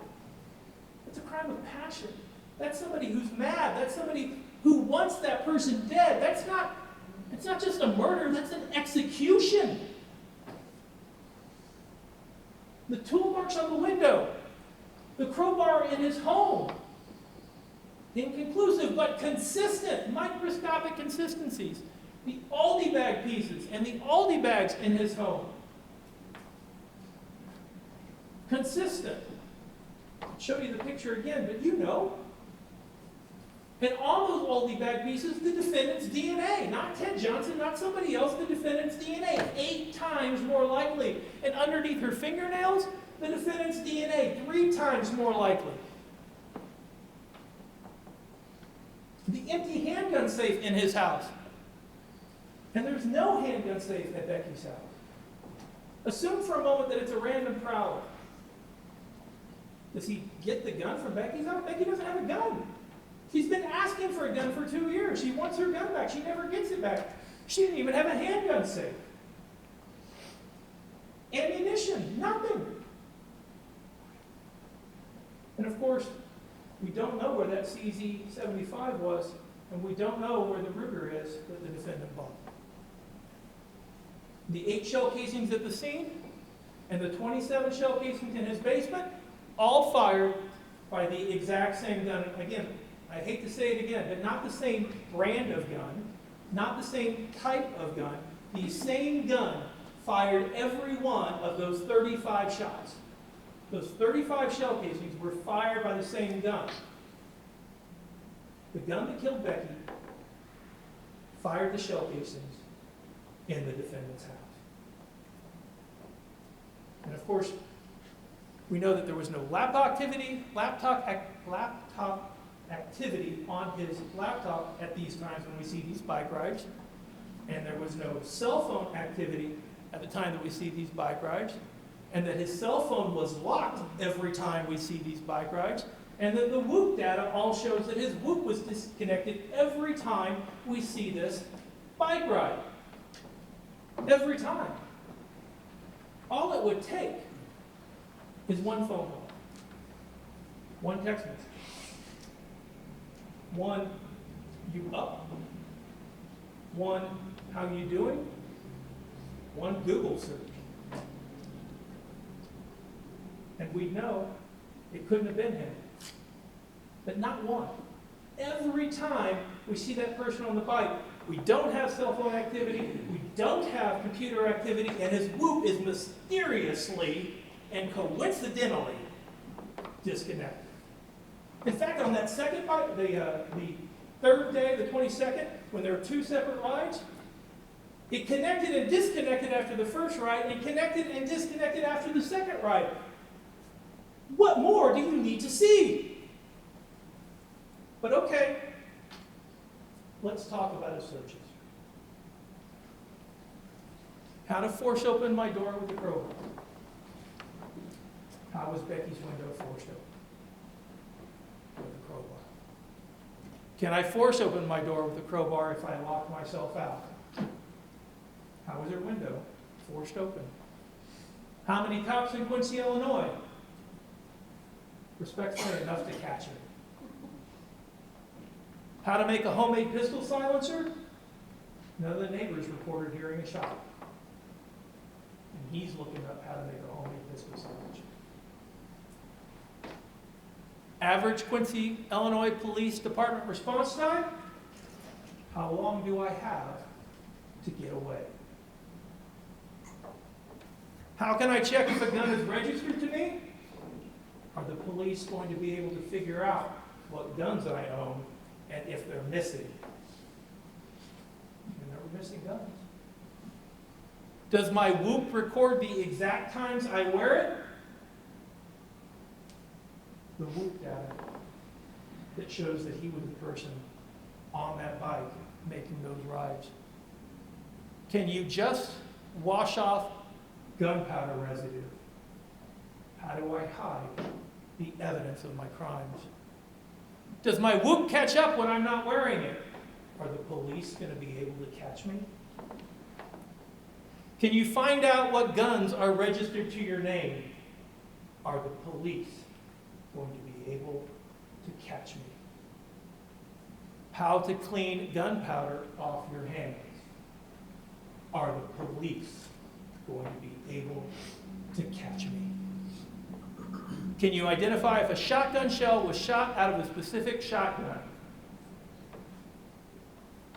What did we learn over the last 7 days about shell casings? Fingerprint. He was on websites for improvised silencers. He was on websites for how to open windows from the outside, just like Becky's window was forced open. How to unlock privacy locks. He was on websites for easy lock picking tricks. He was on websites for how to use a crowbar to open a door. He was on websites for can gunshot residue be washed off or wiped off. He was on a website that says gunshot powder residue not always a smoking gun. Well, we know that's true. We learned that over the last 7 days. That after 6 hours, there's really no point. Are shotgun rounds traceable? We learned the answer to handgun rounds.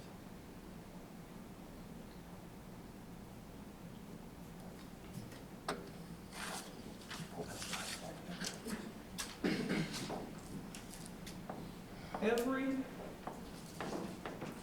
piece of evidence, every single witness points to one person and one person alone. Nothing you have seen or heard over the past 7 days shows that anyone other than the defendant committed this brutal and heinous crime. Nothing you have seen or heard over the past 7 days shows that anyone else fired those 14 bullets into Becky's body. Nothing you have heard or seen over the last 7 days shows that anyone else had a motive to kill Becky. In fact, only the defendant had a motive to kill, to execute Becky. The divorce was coming up. He thought he was going to lose. He thought he wasn't going to get what he wanted. And just like Becky predicted, he literally lost his mind. Only the defendant had the matching shell casings in his basement.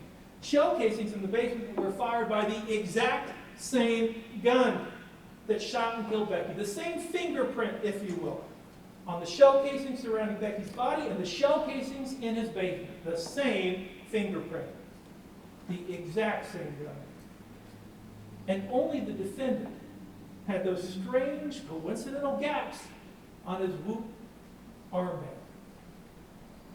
1,478,411, I think, second by second by second by second. And the only times we heard about any gaps, the only times, are when somebody's riding that bike. Not somebody, when the defendant was riding that bike. And the only time we heard about those gaps are when the defendant rode that bike to Becky's house. And the only time we heard about those gaps are when he climbed up to her window and he pried open that window. And the only time we heard about those gaps are when he chased Becky down the hall, broke open the door, and knocked the phone out of her hands. And the only time we heard about those gaps are when he followed Becky into the bathroom and she fell to the ground. And he looked down at her and he looked her in the eyes and she looked up at him.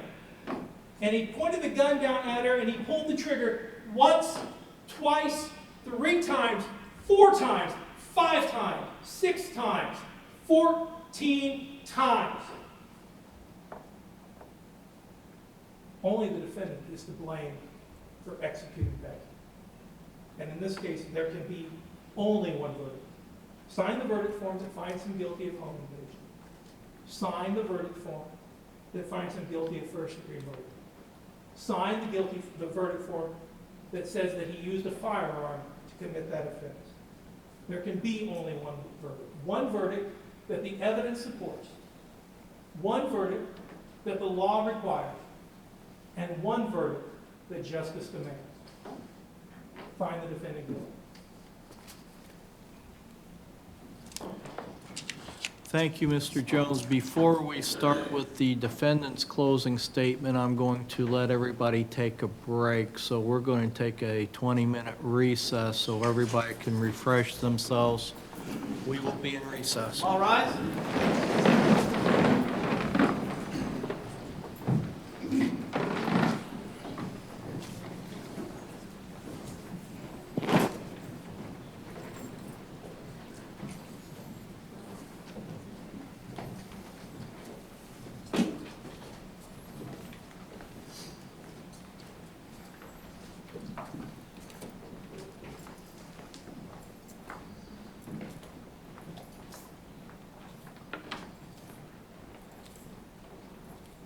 May be seated. All right, 20 minutes, and we'll start with Ms. Schnock's closing. We'll be in recess. All right.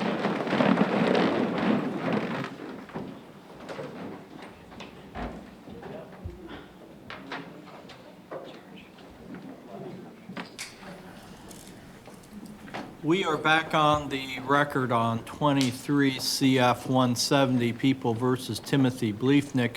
Mr. Bliefnick is present in court along with his attorney, Ms. Casey Schnock. People are present by Assistant State's Attorney Josh Jones and Laura Keck. And we are ready for the defendant's closing argument. And if you could bring in the jury, please. All rise.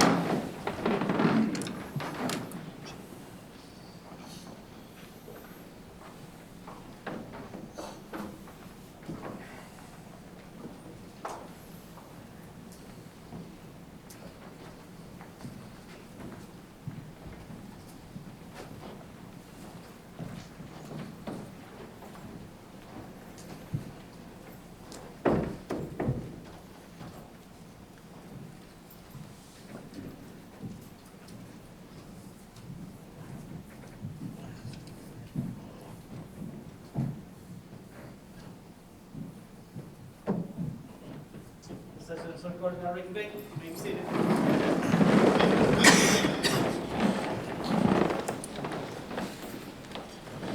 Ms. Schnock, you may be heard. Thank you.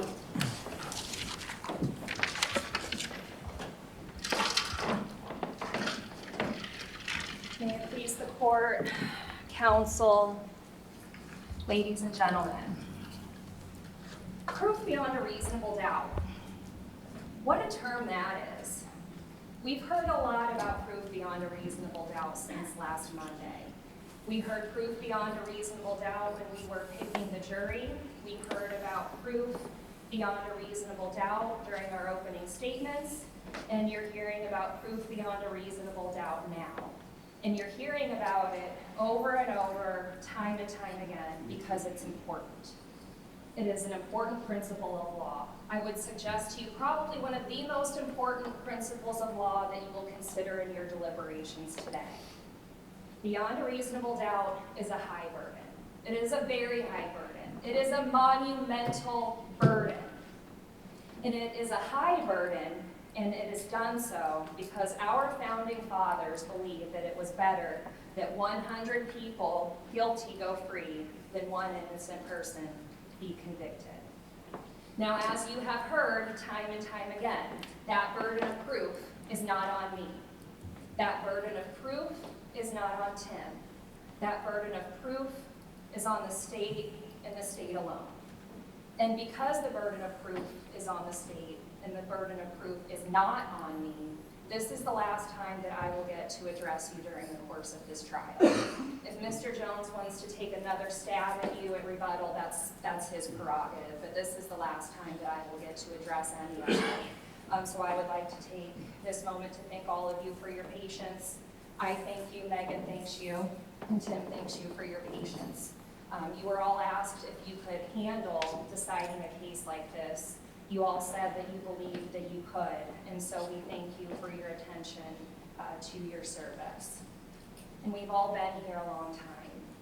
I don't know about you, but I'm tired, so I'm going to get right to the point here. When you were selected, you were asked by the court, you were asked by Mr. Jones, and you were asked by myself if you would follow the law.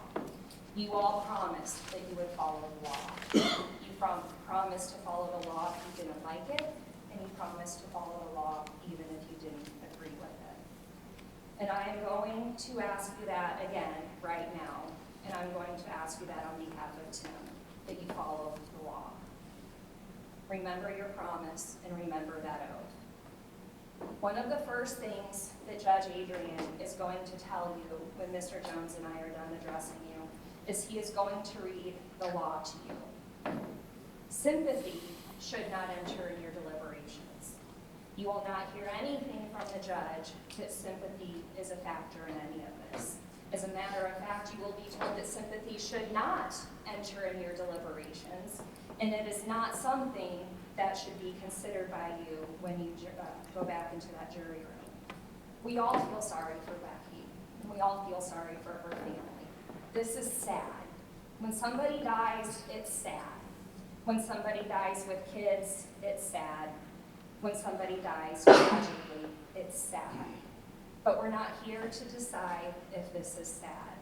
We're not here to prey on your sympathy. Sympathy has its place. It has its place in the theater, but it doesn't have its place in a courtroom, and it doesn't have a place in your deliberations. And I say that because sympathy is not evidence, and it cannot be considered by you, and the judge will tell you that. And the reason that I'm addressing that right now is because when you listen to the state's opening statement, and when you listen to their closing argument, both of which are not evidence, may I add, it is dripping with sympathy. It is lacking in any hard evidence. So when Mr. Jones talked to you about Becky's death and the manner in which he thinks it occurred, that should not enter in your deliberations. And I say that because it is simply a cry for sympathy because the case is lacking substantive evidence. The state is asking you to do something today. They want something from you. They want you to take away the presumption of innocence that all defendants enjoy, that Tim enjoys as he sits here right now, that he enjoyed every single day since this case was brought against him. He will carry that presumption of innocence with him unless and until all of you are convinced that the state has proven their case beyond a reasonable doubt. But as he sits here today, he is presumed innocent as a matter of law. All of you promised that you agreed to that and that you would accept that. Because Tim carries the presumption of innocence with him, and the burden of proof is not on me and it's not on Tim, he doesn't have to prove anything in this case.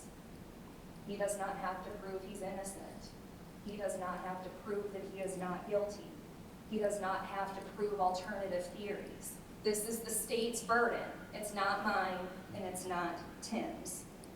And in order for you to take away that presumption of innocence away from Tim, you all need to be convinced that the state has given you good, solid, credible evidence that convinces all of you that each and every element of that offense has been proven beyond a reasonable doubt. I would submit to you that beyond a reasonable doubt is not in conclusions, and it is not maybes. And I cannot stress this next proposition to you enough. Motive is not an element of the offense of murder. You have heard a lot about motive. You have heard evidence or lack of evidence about motive, but you are not going to be given an instruction about motive. The judge isn't going to tell you to consider motive. The judge isn't going to tell you that it is an element of the offense that has to be proven. Motive is rhetoric and is not something that should be considered in your deliberations. Mr. Jones has talked a lot about the manner in which Becky died. The fact that she won't have parenting time with her kids, that she won't receive alimony, and that she won't receive child support. But ask yourself, what does that prove in this case? The answer is nothing. It proves nothing. It proves that they were getting divorced. It proves that there were court orders entered. And all it is a request for sympathy. It does not prove anything. It certainly doesn't prove that Tim murdered her. We heard from her friends. We've heard from Becky's family members. We've heard from coworkers. They all got on the stand and they testified that sometime after the time of filing, at this point going back to 2021 now, Becky said something to the effect of, if anything happens to me, look at Tim. We heard about this from friends, from work colleagues, from people that knew Tim, from people that didn't know Tim, from people that hadn't seen Tim in years, from people that took Becky's side in the divorce. But regardless of who these people are, where they came from, or when they heard what they heard, I ask you, I want you to join in their request. I ask you, look at Tim. Look at Tim right now and ask yourself, what does the evidence prove? Look at Tim and ask yourself, what hasn't been proven? Look at Tim and ask yourself, what is the lack of evidence here? What have we been shown? What evidence has been presented? And what, if anything, does that prove to sustain the state's burden of proof? I suggest and I submit to you that the state has come up woefully short in their quest to prove Tim guilty beyond a reasonable doubt. Now, we've talked about DNA. You heard about transference of DNA. You heard about how DNA of one person could get into the home of another person. And the example was the backpack. If I send my son over to Grandma and Grandpa's with a backpack, my DNA could end up at Grandma and Grandpa's, even though I had never actually been in the house. You heard about all of the evidence that was collected, all of the swabs that were done. They did DNA collection and testing on the chair outside that they believed Tim used to shimmy up the side of the house, onto the pergola, onto the roof. They did not find any DNA on any of the shell casings that you heard about. They did not find any of Tim's DNA on the bike that they think he rode to commit this crime. They swabbed his car for DNA evidence. They found nothing. There is no DNA with any reasonable degree of scientific certainty that can link him to this crime. None. They did their best. You heard from all of the police officers involved in this and all of the efforts that they went through to collect evidence, and they did not find anything with Tim's DNA on it that can connect him to this crime. You didn't hear about any fingerprint evidence. You did not hear about any hair or fiber samples being collected and tested as evidence. They wanted to make a big deal about the length of his hair, but didn't find any hair anywhere that they looked. You heard about all of the gloves that were taken, that were tested, that nothing was found on. You heard about the nearly 800 tons of trash that were sifted through, that nothing was found.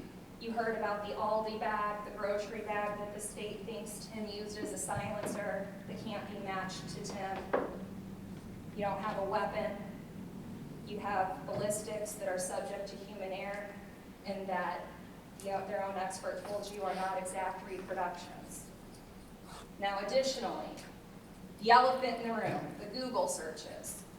The state did not tell you when those were done, and they cannot tell you when those searches were done, and they cannot tell you who did those searches. If those searches took place before Becky's death, I would admit it should be considered by you for whatever that's worth. But they can't tell you that. Nobody can tell you that, and you can't guess. If these searches took place after Becky's death, then the searches should indicate that it's nothing more than Tim looking into the investigation like half of the town did, and following the investigation as the news allowed us to follow the evidence. But they can't tell us when those searches were done, and it's not my job to tell you or prove to you when those were done. These searches indicate nothing more than somebody looking on the internet. I think it's logical to do if something like this were to happen to your family. But the state wants you, each and every one of you, to speculate, and the state wants each and every one of you to guess when those searches took place. And the judge is going to tell you that you can't guess, that you can't speculate. And if you have to guess, or if you have to speculate, I submit to all of you that that is not proof beyond a reasonable doubt. If you are left guessing or wondering, the state has not met its burden of proof. And guessing is not proof beyond a reasonable doubt. The state has not provided you any witnesses. I think their first 3 witnesses and all of the neighbors said they didn't hear anything. They didn't see anything. They didn't see Tim in the area of the 22nd or the 23rd.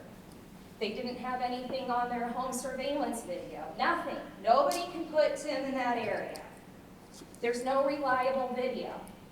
We've heard ad nauseum of the efforts that Quincy Police Department went, going door to door, business to business, looking for surveillance video to possibly solve this crime. Even Mr. Jones and his own witnesses agreed. You can't tell who's in that video. You don't know if this is a man or a woman.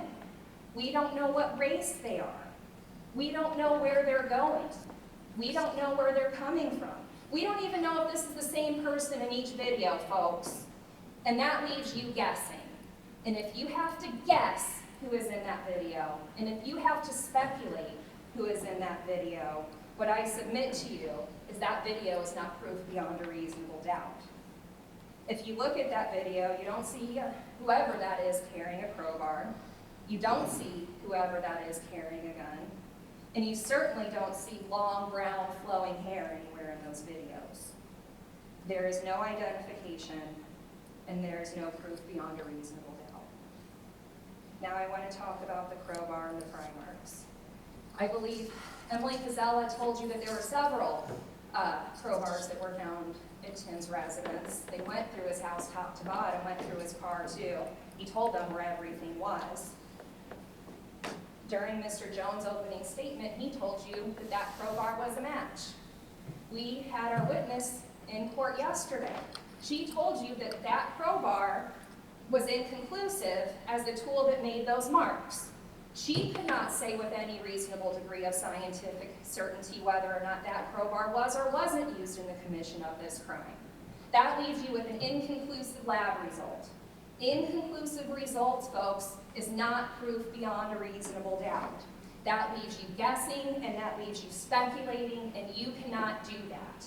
That crowbar, nobody can say one way or another if that crowbar opened that window, and that is not proof beyond a reasonable doubt. They also found the shoe print left right by the window that the state wants you to believe that Tim pried open with a crowbar that they can't link to the crime and left that shoe print. Emily Casella told us that there were two partial footprints, one on the end table right below the window, and then the one on the floor that we've all heard about and saw in some of the state's pictures. You heard about all of the shoes that they took from Tim's residence. They had access to every single one of Tim's shoes. They took the shoes off of him that he was wearing in the middle of Hampshire Street. They took pictures of his shoes the night that he was murdered. They took pictures of Ted Johnson's shoes, and the only thing that all of that came to was that Tim's shoes were excluded as making that footprint. Excluded. There are no footprints, no shoes, no nothing that can link that print to Tim Bliefnick in any way, shape, or form. That wasn't inconclusive. That was excluded. There has been literally no evidence in this case, folks, that Tim committed this crime. There's been a lot of evidence of motive, but not a lot of evidence that a crime was committed. And that's in spite of the good work of Quincy Police Department, especially Emily Pizzella. You heard from her and other officers, and they told you how many hours they spent going through Becky's house, searching the outside of Becky's house. I think Emily said she even went back to Becky's house and so that she could try to find more evidence.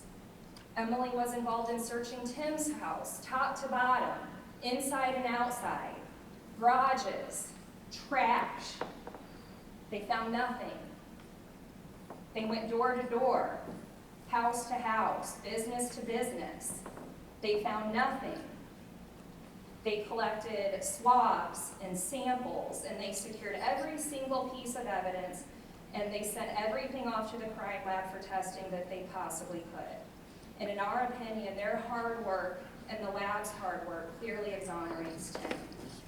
In addition, and I think this is important to point out to you, that there was a prowler next door to Becky's literally 24 hours beforehand, and nobody bothered looking into that. And you heard that from Taylor Hyman, who lives right next door to Becky. He's the one that told you the only reason he even had security cameras to begin with is because he had people breaking into his cars. He told you that a week before, they had somebody trying to break into their car. He told you that they posted it on social media. He told you that him and his wife said, "Hey guys, he's back."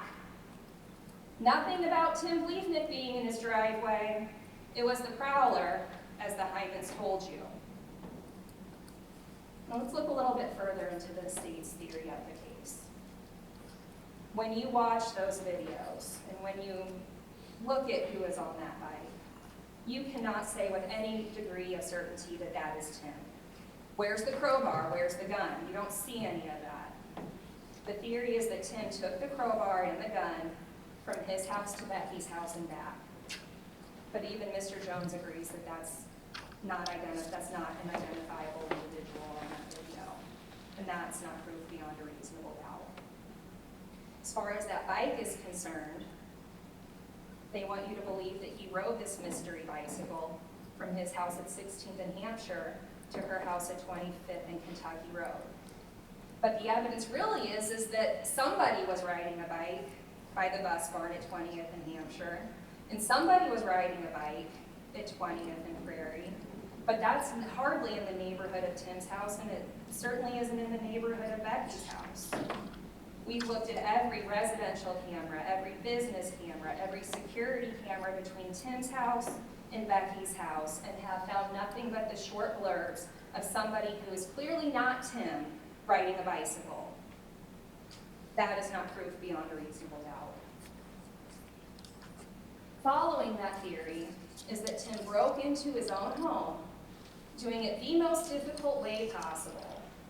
Common sense, and none of you are required to check your common sense at the door, tells us that if you're going to break into your own home, you're going to do it the easiest way possible and not the most difficult. You're not going to climb up a chair and shimmy up the side of the house and go from a pergola to a roof and walk past your wife's bedroom window in the process. It doesn't make sense. The next thing that you need to consider is that in the opening statement that the state gave you, they told you that the crowbar matched the pry marks. Now you've heard scientific evidence that shows that the crowbar and the pry marks do not match, and they are at best inconclusive. Now I want to talk about the shoe print, and I'm almost done, folks, so please bear with me, but this is important.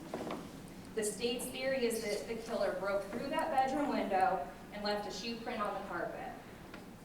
The police cut that shoe print out, and they sent it in for analysis. And that shoe print that was sent in for analysis was compared to the shoes for Tim. And it's not Tim's shoe. It wasn't inconclusive, it was excluded. Now, Mr. Jones wants to submit that that only eliminates Tim's shoe. But they took all of his shoes, and they didn't even bother testing the remaining shoes, or anybody else's shoes for that matter. Since it's the state's burden of proof, and they cannot bother to test the remaining shoes, I think that, in and of itself, should create reasonable doubt in your mind. I also think the fact that Mr. Jones wants to turn this into a game show should tell you what he thinks about his evidence, and that it is lacking substance. What I submit to you is if the killer went through that window and left that shoe print, which I can almost certainly concede that happened, and the state appears to agree with that shoe print is not Tim's, and that, ladies and gentlemen, is reasonable doubt. Now let's follow through. The state can't give you the murder weapon. They can't give you any DNA that sufficiently links you to this crime. They have been unable to produce any hair or fiber samples. You've heard nothing about any gunshot residue tests that were offered to Tim, and you won't hear anything about that. And the state wants you to believe that Tim did all of this while his 13-year-old, his 10-year-old, and his 5-year-old were home alone in his care at his house, and that he did all of this in order to avoid paying child support and alimony. But the fact of the matter is, Tim had been paying child support, and he had been paying alimony. And he was willing to continue to pay alimony. He was willing to continue to help the boys out financially. You saw the letter. He wasn't trying to get out of his responsibility. You saw the settlement letter. And you also heard from the guardian ad litem, Rick Zimmerman, who is an important person in all of this because he really truly is the one independent person who testified to anything. He was appointed in the divorce to protect the best interest of Tim and Becky's boys. And he told you, along with several other witnesses, that there was animosity. But it was animosity on both sides. But it was Rick's job to protect the boys' best interest. It was Rick's job to listen to the safety concerns. It was Rick's job to report to the court anything that was going on in that household that could potentially affect the best interest of those kids. And Rick told you there were no red flags. He told you there was no domestic violence. He told you that these two would make mountains out of anthills. But he also told you that they were able to work things out in the end. They were able to work things out to such an extent that they had both agreed to the current parenting plan that they were operating under, even though neither one of them liked it. And they agreed to that schedule without attorney involvement. They agreed to that schedule without court involvement. They agreed to that schedule without the input of the guardian ad litem. And they did it because it was working for the boys. Neither one of them liked it, but they were willing to go along with it. And when both parties are unhappy in a divorce, you probably have a fair agreement. And that's what Mr. Zimmerman told you. In addition, there were no orders of protection that you heard about. There was no police involvement that you heard about.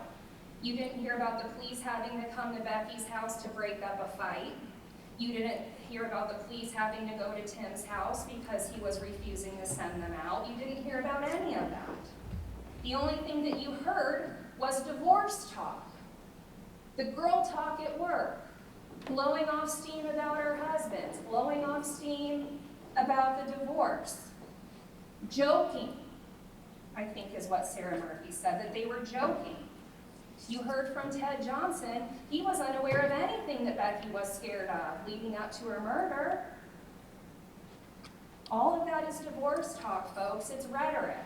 It doesn't prove anything to you other than what we already know, and that's that they were getting divorced and there was animosity. But what does it prove in this case? Ask yourself that. What does it really prove? And what I submit to you is that hearsay statements that are nearly 2 and 3 years old are simply divorce talk. They are rhetoric. They are not proof beyond a reasonable doubt. Listen to Rick Zimmerman. No red flags. He was the one person or a person that Becky could have gone to during any of this and said, I'm scared, and this is why. She could have gone to Jerry Timberwolke. I'm scared, this is why. You didn't hear any evidence of that happening. No red flags. That is not proof beyond a reasonable doubt. And finally, I want to draw your attention to the last conversation that Tim and Becky had. She told Tim, not her mom, not her dad, not her coworkers, not her sisters. She told Tim that she was ill and asked him if he could keep the boys. And he said, yes, I will. Do you want me to take them to school in the morning? And he said, yeah, I would, or some words to that effect. There's no hate there. There's no fear there. This is how you want divorcing people to act. You want divorcing people to be able to handle scheduling changes. You want divorcing people to be able to handle their kids at the last minute. That's not murder, folks. Becky went to Tim when she needed him as one of her last acts, and he accommodated her. He accommodated her without argument. He accommodated her without question.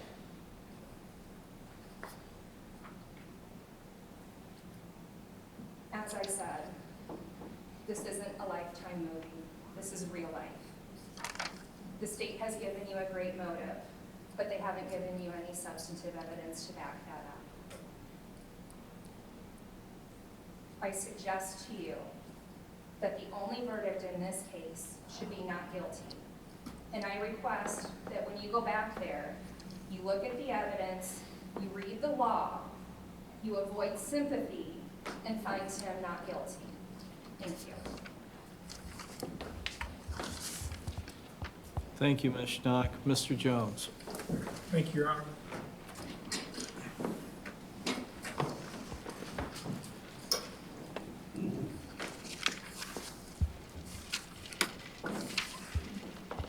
I know it's been a long day. I know you've had a lot thrown at you in the past 7 days. I have 7 points that I want to make in rebuttal and an end to that, and then we'll be done. The first point I want to make is what the defense just touched on, that Becky texted Tim on our family video about the boys and said, not feeling well, do you watch the boys? And that's what we want divorcing people to do. I don't know, but what I do know is that when Becky sent that message, she showed weakness to a predator. Ethan knew she wasn't feeling well, and he knew she'd be home alone. And he knew he'd have an opportunity. The second point I want to talk about is something that the defense said about the crowbar and my opening statement. And that I said, I think if you think about what was said, what I said was exactly what the witness said, that there were microscopic consistencies between the tool mark and the tool. Nobody said it was a match. She can't say it's a match, just like Jim Riggins couldn't say the Aldi bag was a scientific match. But just like you saw those Aldi bag pieces on top of the Aldi bag and saw what that meant to you, the crime lab individual who looked at the tool and the tool mark said that there were the same microscopic consistencies between that crowbar and the tool mark. And the only reason she couldn't call it a match is because she couldn't recreate the exact, precise conditions that the mark was made in. My third point about the shoe print. It is correct. We took all the shoes that the defendant had on him. You know what he didn't have on him? The shoes that he used when he climbed through that window and cut the shoe print. We can't test against those shoes because he got rid of them. The defense says that the burden of proof is high, and it is. But it's a burden of proof that is met every day through courtrooms across this great nation. The defense says that we are lacking in evidence, and we submit to you that WOOP data, lack of cell phone activity, computer data, the video, the bite, the DNA, Becky's statements, all that is evidence. Is each piece of evidence in and of itself enough to convict the defendant? Absolutely not. The videos that you saw, just those videos, if that's all we had, you should absolutely go out here and find him not guilty, if it was just the videos. But it's not just the videos. It's the videos and how they relate to the WOOP data, and how they relate to the cell phone data, and how they relate to the computer activity, and how they relate to the searches that he made at 1 o'clock in the morning on February 14th. Yeah, there was a prowler in Taylor Hyman's yard. The prowler's right there. We know he sits right there because he was searching for the car that was in Becky's backyard at the same time.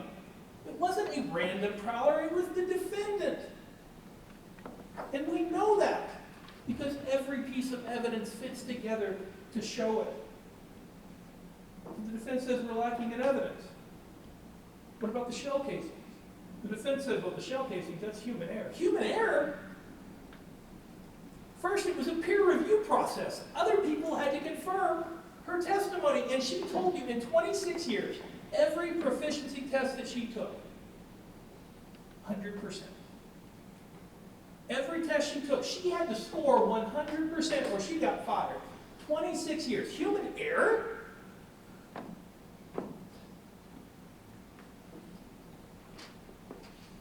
Was there animosity in this divorce? Absolutely there was. There was animosity on both sides. And folks, only Becky is dead. Only Becky was murdered.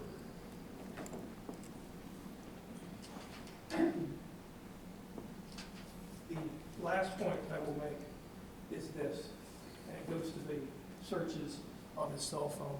The defense says maybe the searches were done after Becky was found murdered.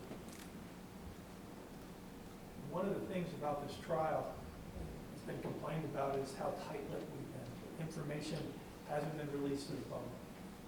If he was searching for this information after Becky was murdered, how did he know that the crowbar was used? He just got lucky and guessed. How did he know to even look about gunshot powder residue? He just got lucky and guessed. Nobody knew that a crowbar was used. That wasn't released to the public. Nobody knew that a window was used. That wasn't released to the public. Nobody knew that the neighbors didn't hear shots, that an improvised silencer might have been used. That wasn't released to the public. None of those things were released to the public, but they all appeared on his phone. They all appeared on his phone. searching for Quincy police response time? He's searching for whoop data? And it just so happens to turn out coincidentally, by some stroke of bad luck for the defendant, that his whoop is not recording every single time we see the person on the bike. Every single time. If there was one time when that didn't happen, one time, then he's not the guy. If there was one cell phone call when any of that happened, then he's not the guy. If there was one Google search when those things happened, then he's not the guy. If there was one text message when all those things happened, then he's not the guy. But there's not. And do you know why there's not? Because he's the guy.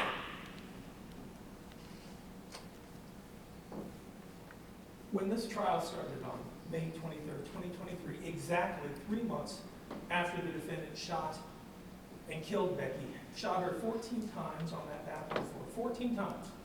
One time for every year that they were married. And he left her for dead to slowly bleed to death, unable to move from the waist down, unable to breathe because a bullet pierced her lung, but still alive.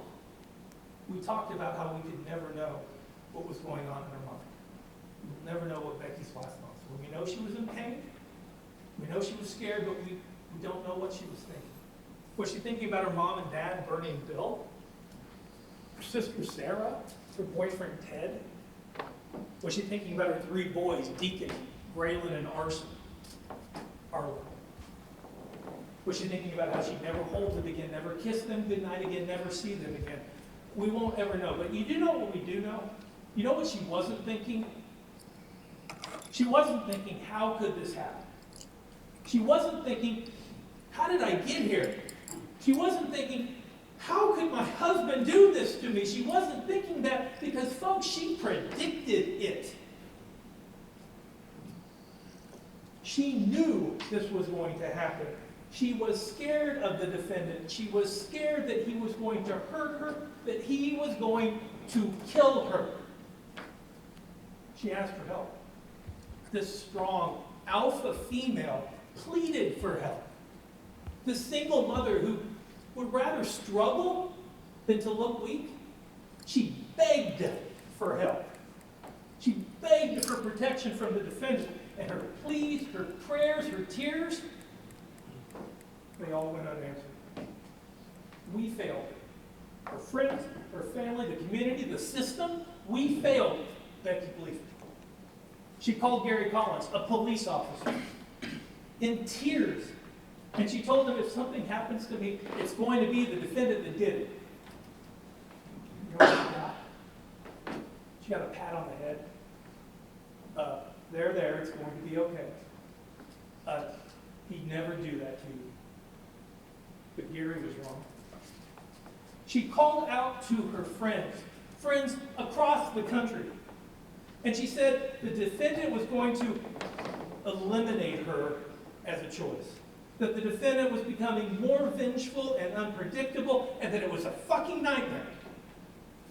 That if he didn't get his way, he might literally lose his mind. That he wanted her to suffer. That he was going to go off the deep end. She told her friends that if anything happens to her, it was the defendant that did it. I don't know. Maybe your friends thought it was all divorce talk, girl talk, gossip. But it wasn't. It was a woman crying out. She needed help from her attorneys. She told them she needed help. She told them she needed protection. Protection from the defendant. What did she get? She got court orders, continuances, and delays. I don't know. Maybe your attorneys thought this doesn't happen in Quincy. People don't get murdered in divorces. But her attorneys were wrong. She needed protection from the defendant. She cried out to her family. She knew the defendant was going to harm her. She put it in writing that she was scared of him, that the defendant was going to do something to take her away from her kids, or the kids away from her. That the defendant would lie about her and try to paint her as something she wasn't. She told them that the person who would do something to her was the defendant. And while the only person to blame for what the defendant did to Becky. The only person to blame for pumping 14 bullets into her body while she lay on the floor with her hands in front of her face. The only person to blame for that sits right there in front of you, but we all failed her. Her friends, her family, her community, we failed her on February 23rd, 2023. When she wept, we turned a blind eye. When she cried out, we turned a deaf ear. When she asked for help, we turned our backs and walked away. But it's not February 23rd, 2023 anymore. Today is May 31st, 2023.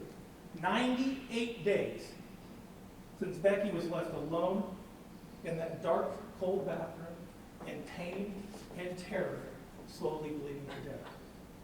Today is May 31st, 2023 anymore, and Becky isn't calling out for help. She isn't calling out for sympathy.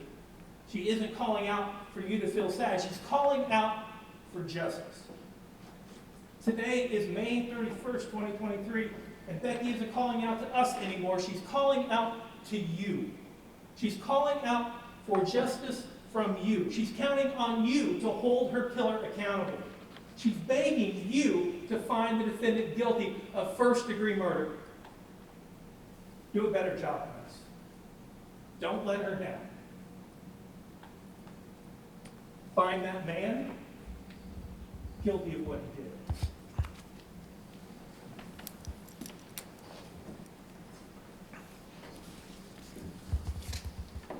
Members of the jury, the evidence and arguments in this case have been completed, and I now will instruct you as to the law. The law that applies to this case is stated in these instructions, and it is your duty to follow all of them. You must not single out certain instructions and disregard others. When I use the word he in these instructions, I mean a male or a female. It is your duty to determine the facts and to determine them only from the evidence in this case. You are to apply the law to the facts and in this way decide the case. You are not to concern yourself with possible punishment or sentence for the offense charged during your deliberations. It's the function of the trial judge to determine the sentence should there be a verdict of guilty. Neither sympathy nor prejudice should influence you.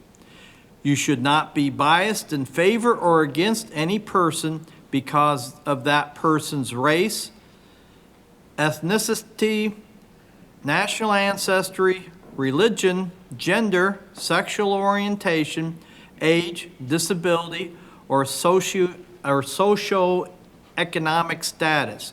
From time to time, it is the duty of the court to rule on the admissibility of evidence. You should not concern yourselves with the reasons for these rulings. You should disregard questions and exhibits which were withdrawn or to which objections were sustained. Any evidence that was received for a limited purpose should not be considered by you for any other purpose. You should disregard testimony and exhibits which the court has refused or stricken.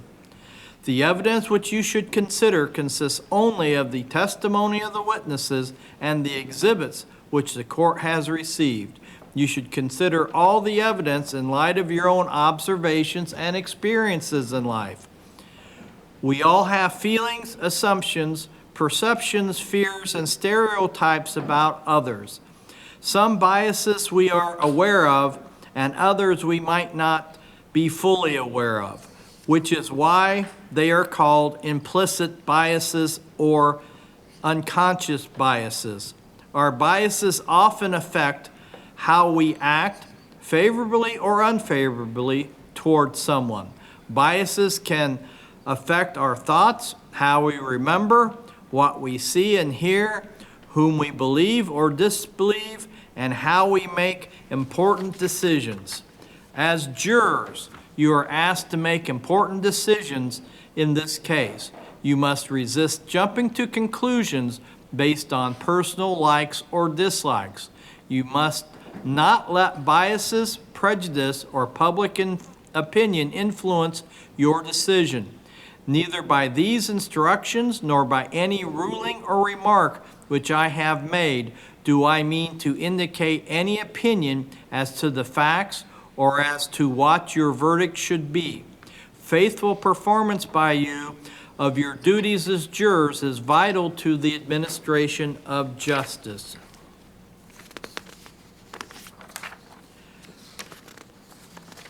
We all have feelings, assumptions, perceptions, fears, and stereotypes about others.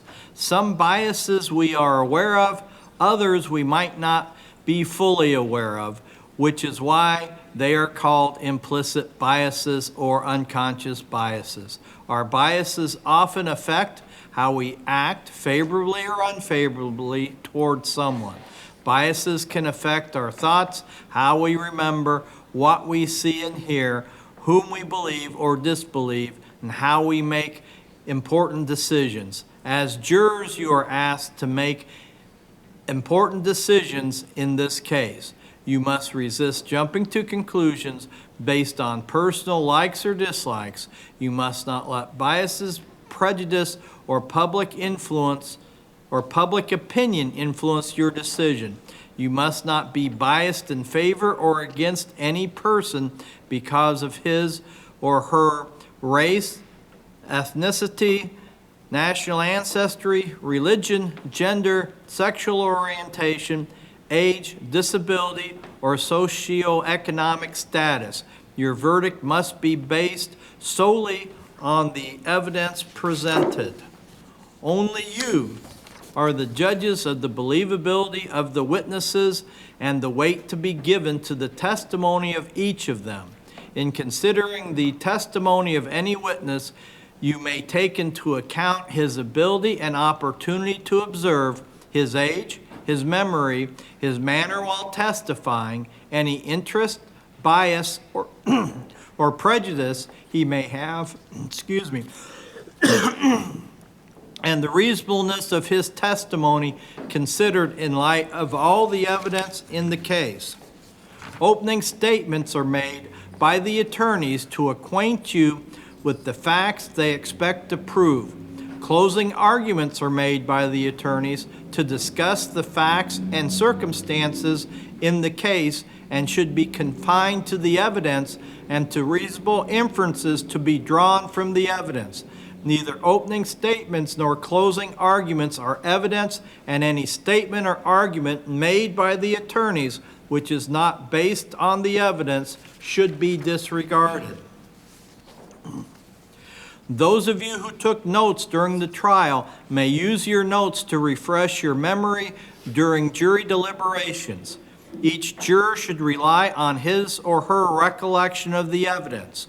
Just because a juror has taken notes does not necessarily mean that his or her recollection of the evidence is any better or more accurate than the recollection of a juror who did not take notes.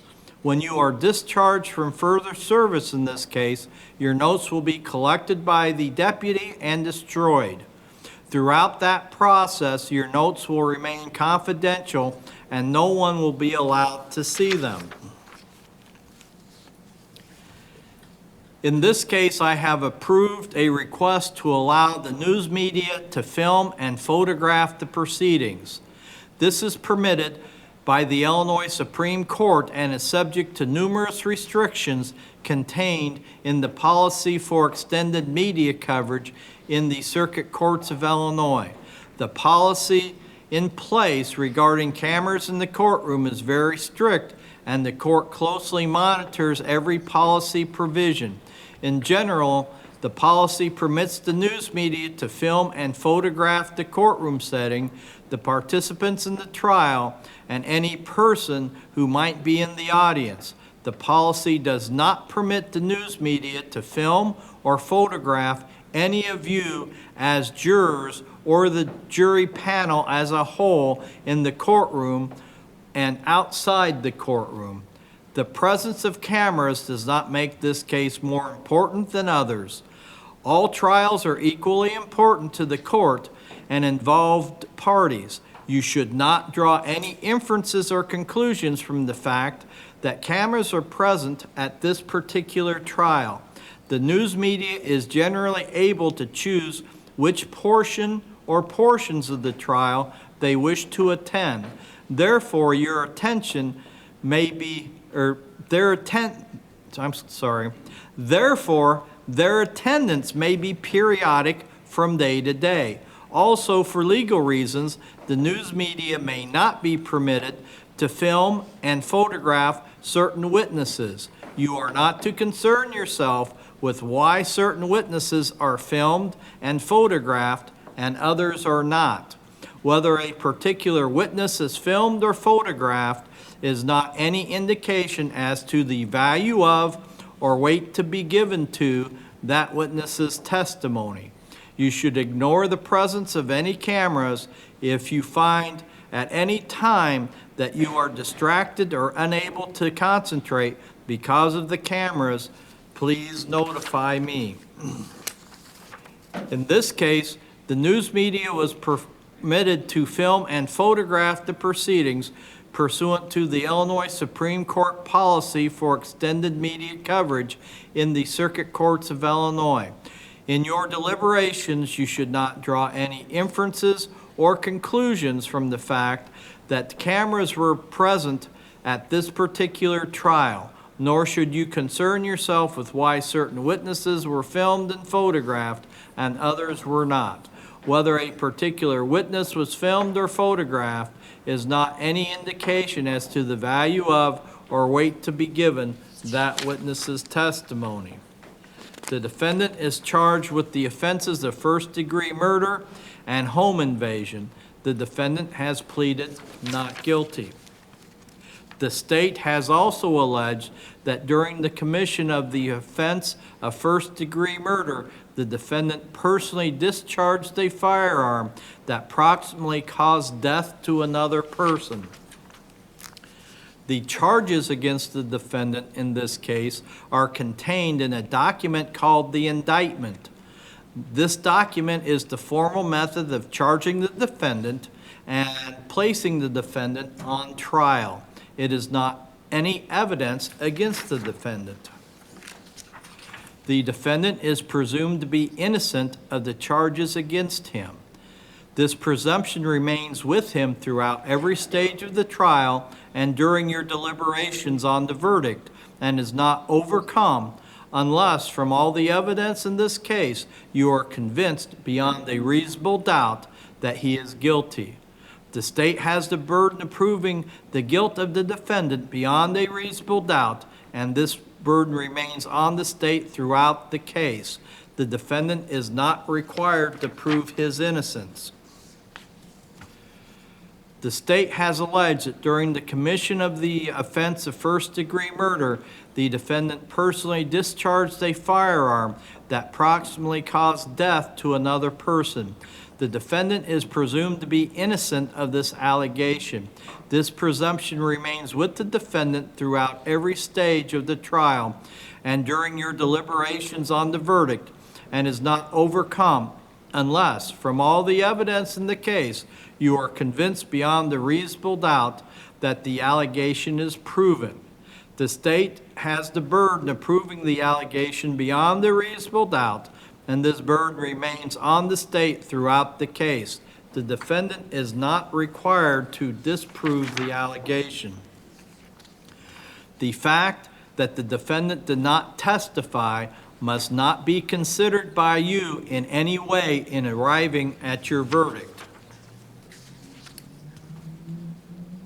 The indictment states that the offenses charged were committed on or about February 23rd, 2023. If you find the offense charge was committed, the state is not required to prove it was committed on that particular date charged. Circumstantial evidence is a proof of facts or circumstances which give rise to a reasonable inference of other facts which tend to show the guilt or innocence of the defendant. Circumstantial evidence should be considered by you together with all the other evidence in the case in arriving at your verdict. You have before you evidence that the defendant made statements relating to the offenses charged in the indictment. It is for you to determine whether the defendant made the statements, and if so, what weight should be given to the statements. In determining the weight to be given to a statement, you should consider all the circumstances under which it was made. A person commits the offense of first-degree murder when he kills an individual if, in performing the acts which caused the death, he intends to kill or do great bodily harm to that individual. To sustain the charge of first-degree murder, the state must prove the following propositions. First proposition, that the defendant performed the acts which caused the death of Rebecca Bliefnick, and second proposition, that when the defendant did so, he intended to kill or do great bodily harm to Rebecca Bliefnick. If you find from your consideration of all the evidence that each of these propositions has been proved beyond a reasonable doubt, you should find the defendant guilty.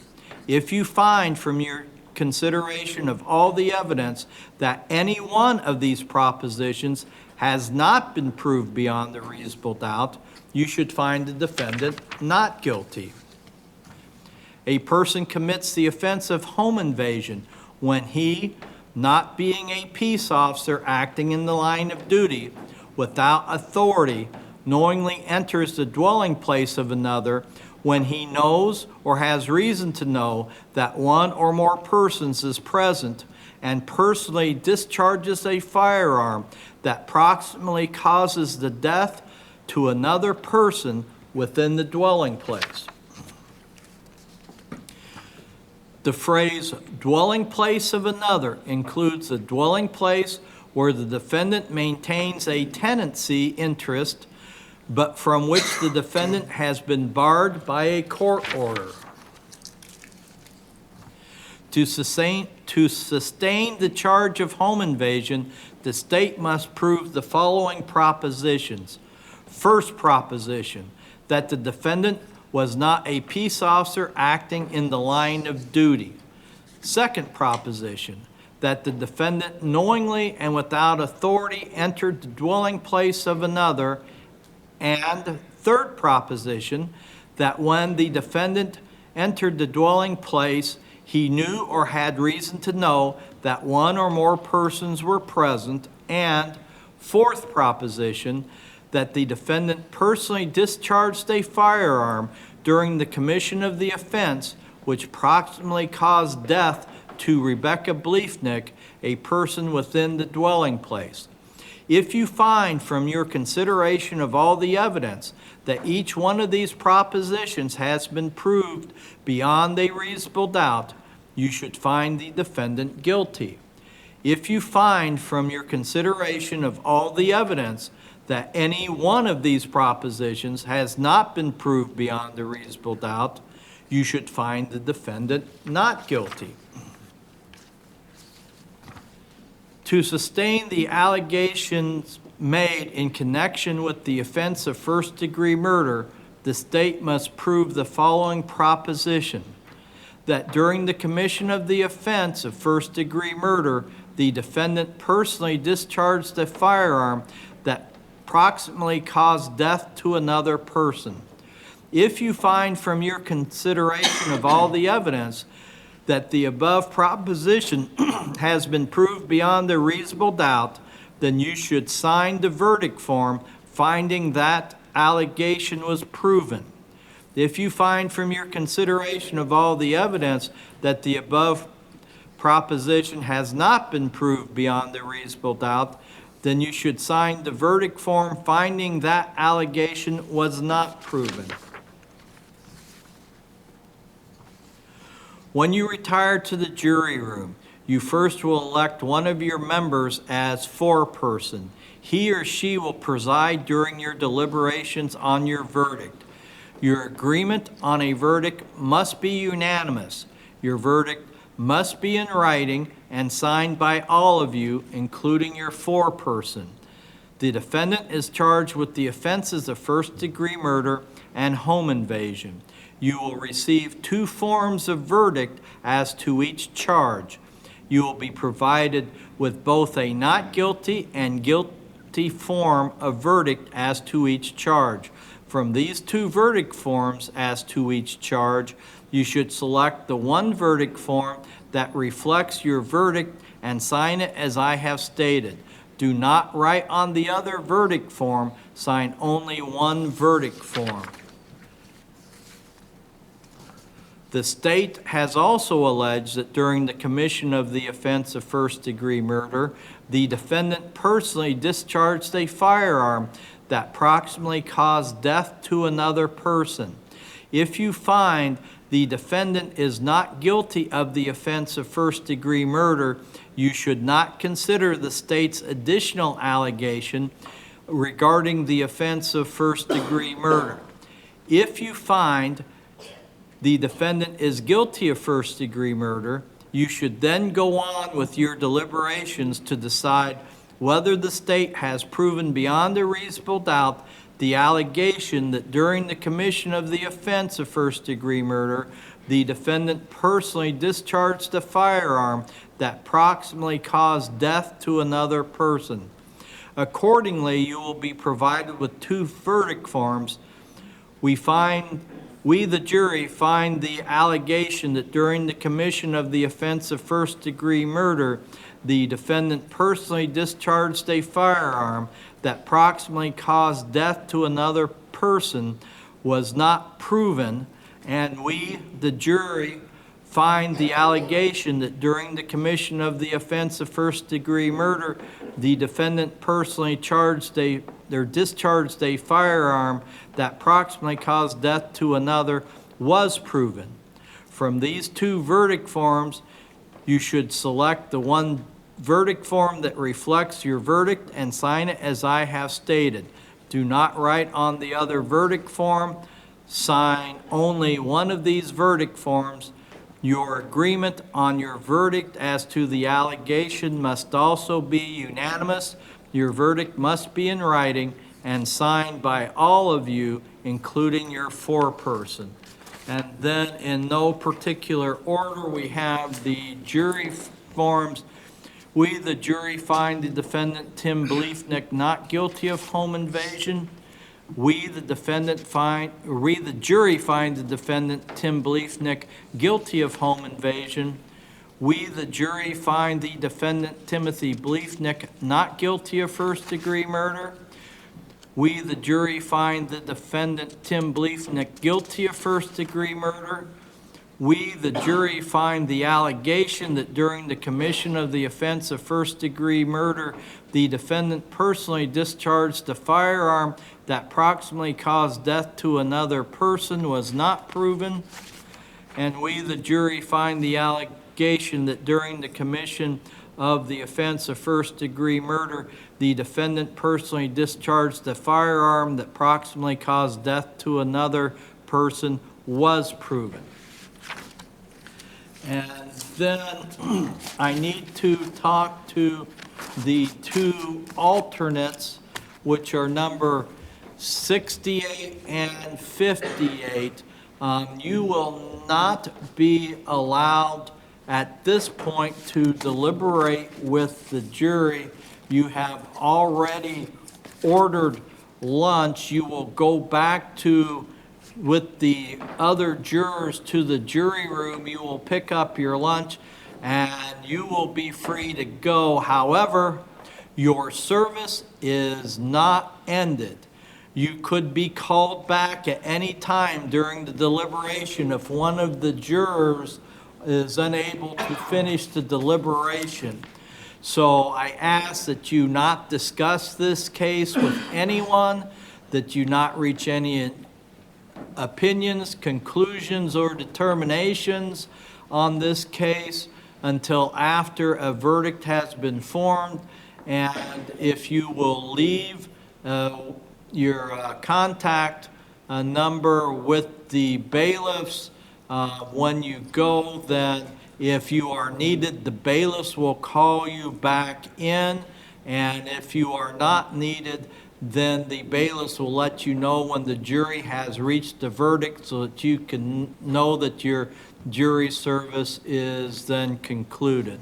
So then if you all would rise and raise your right hands and be sworn. Oh, I'm sorry. Have a seat. Got to swear the bailiffs. Do you and each of you solemnly swear that you will take charge of and attend this jury to some private and convenient place and keep them together unless by leave of court until they have agreed upon their verdict, nor permit others to speak to them, and that when they have agreed upon their verdict or at the direction of the court, you will return them into court, so help you God? Okay, now you all go back to the jury room. All rise.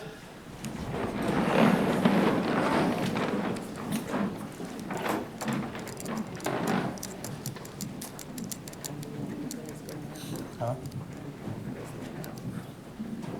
At 12:45.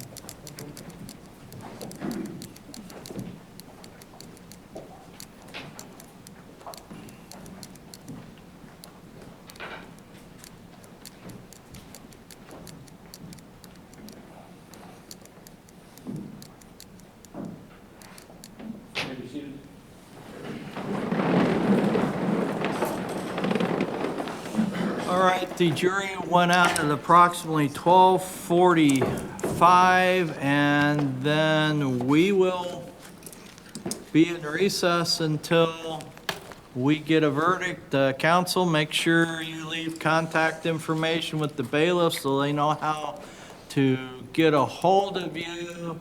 And officers, are you gonna have the courtroom open while the jury is deliberating? I think some of the media or people want to know if they'd be able to stay in the courtroom. I said that was up to security. That should be fine. So, all right, then if anybody wants to know if the courtroom will be open, you can wait around in the courtroom if you wish, instead of just the media room and the overflow room. So we will be in recess. Thank you.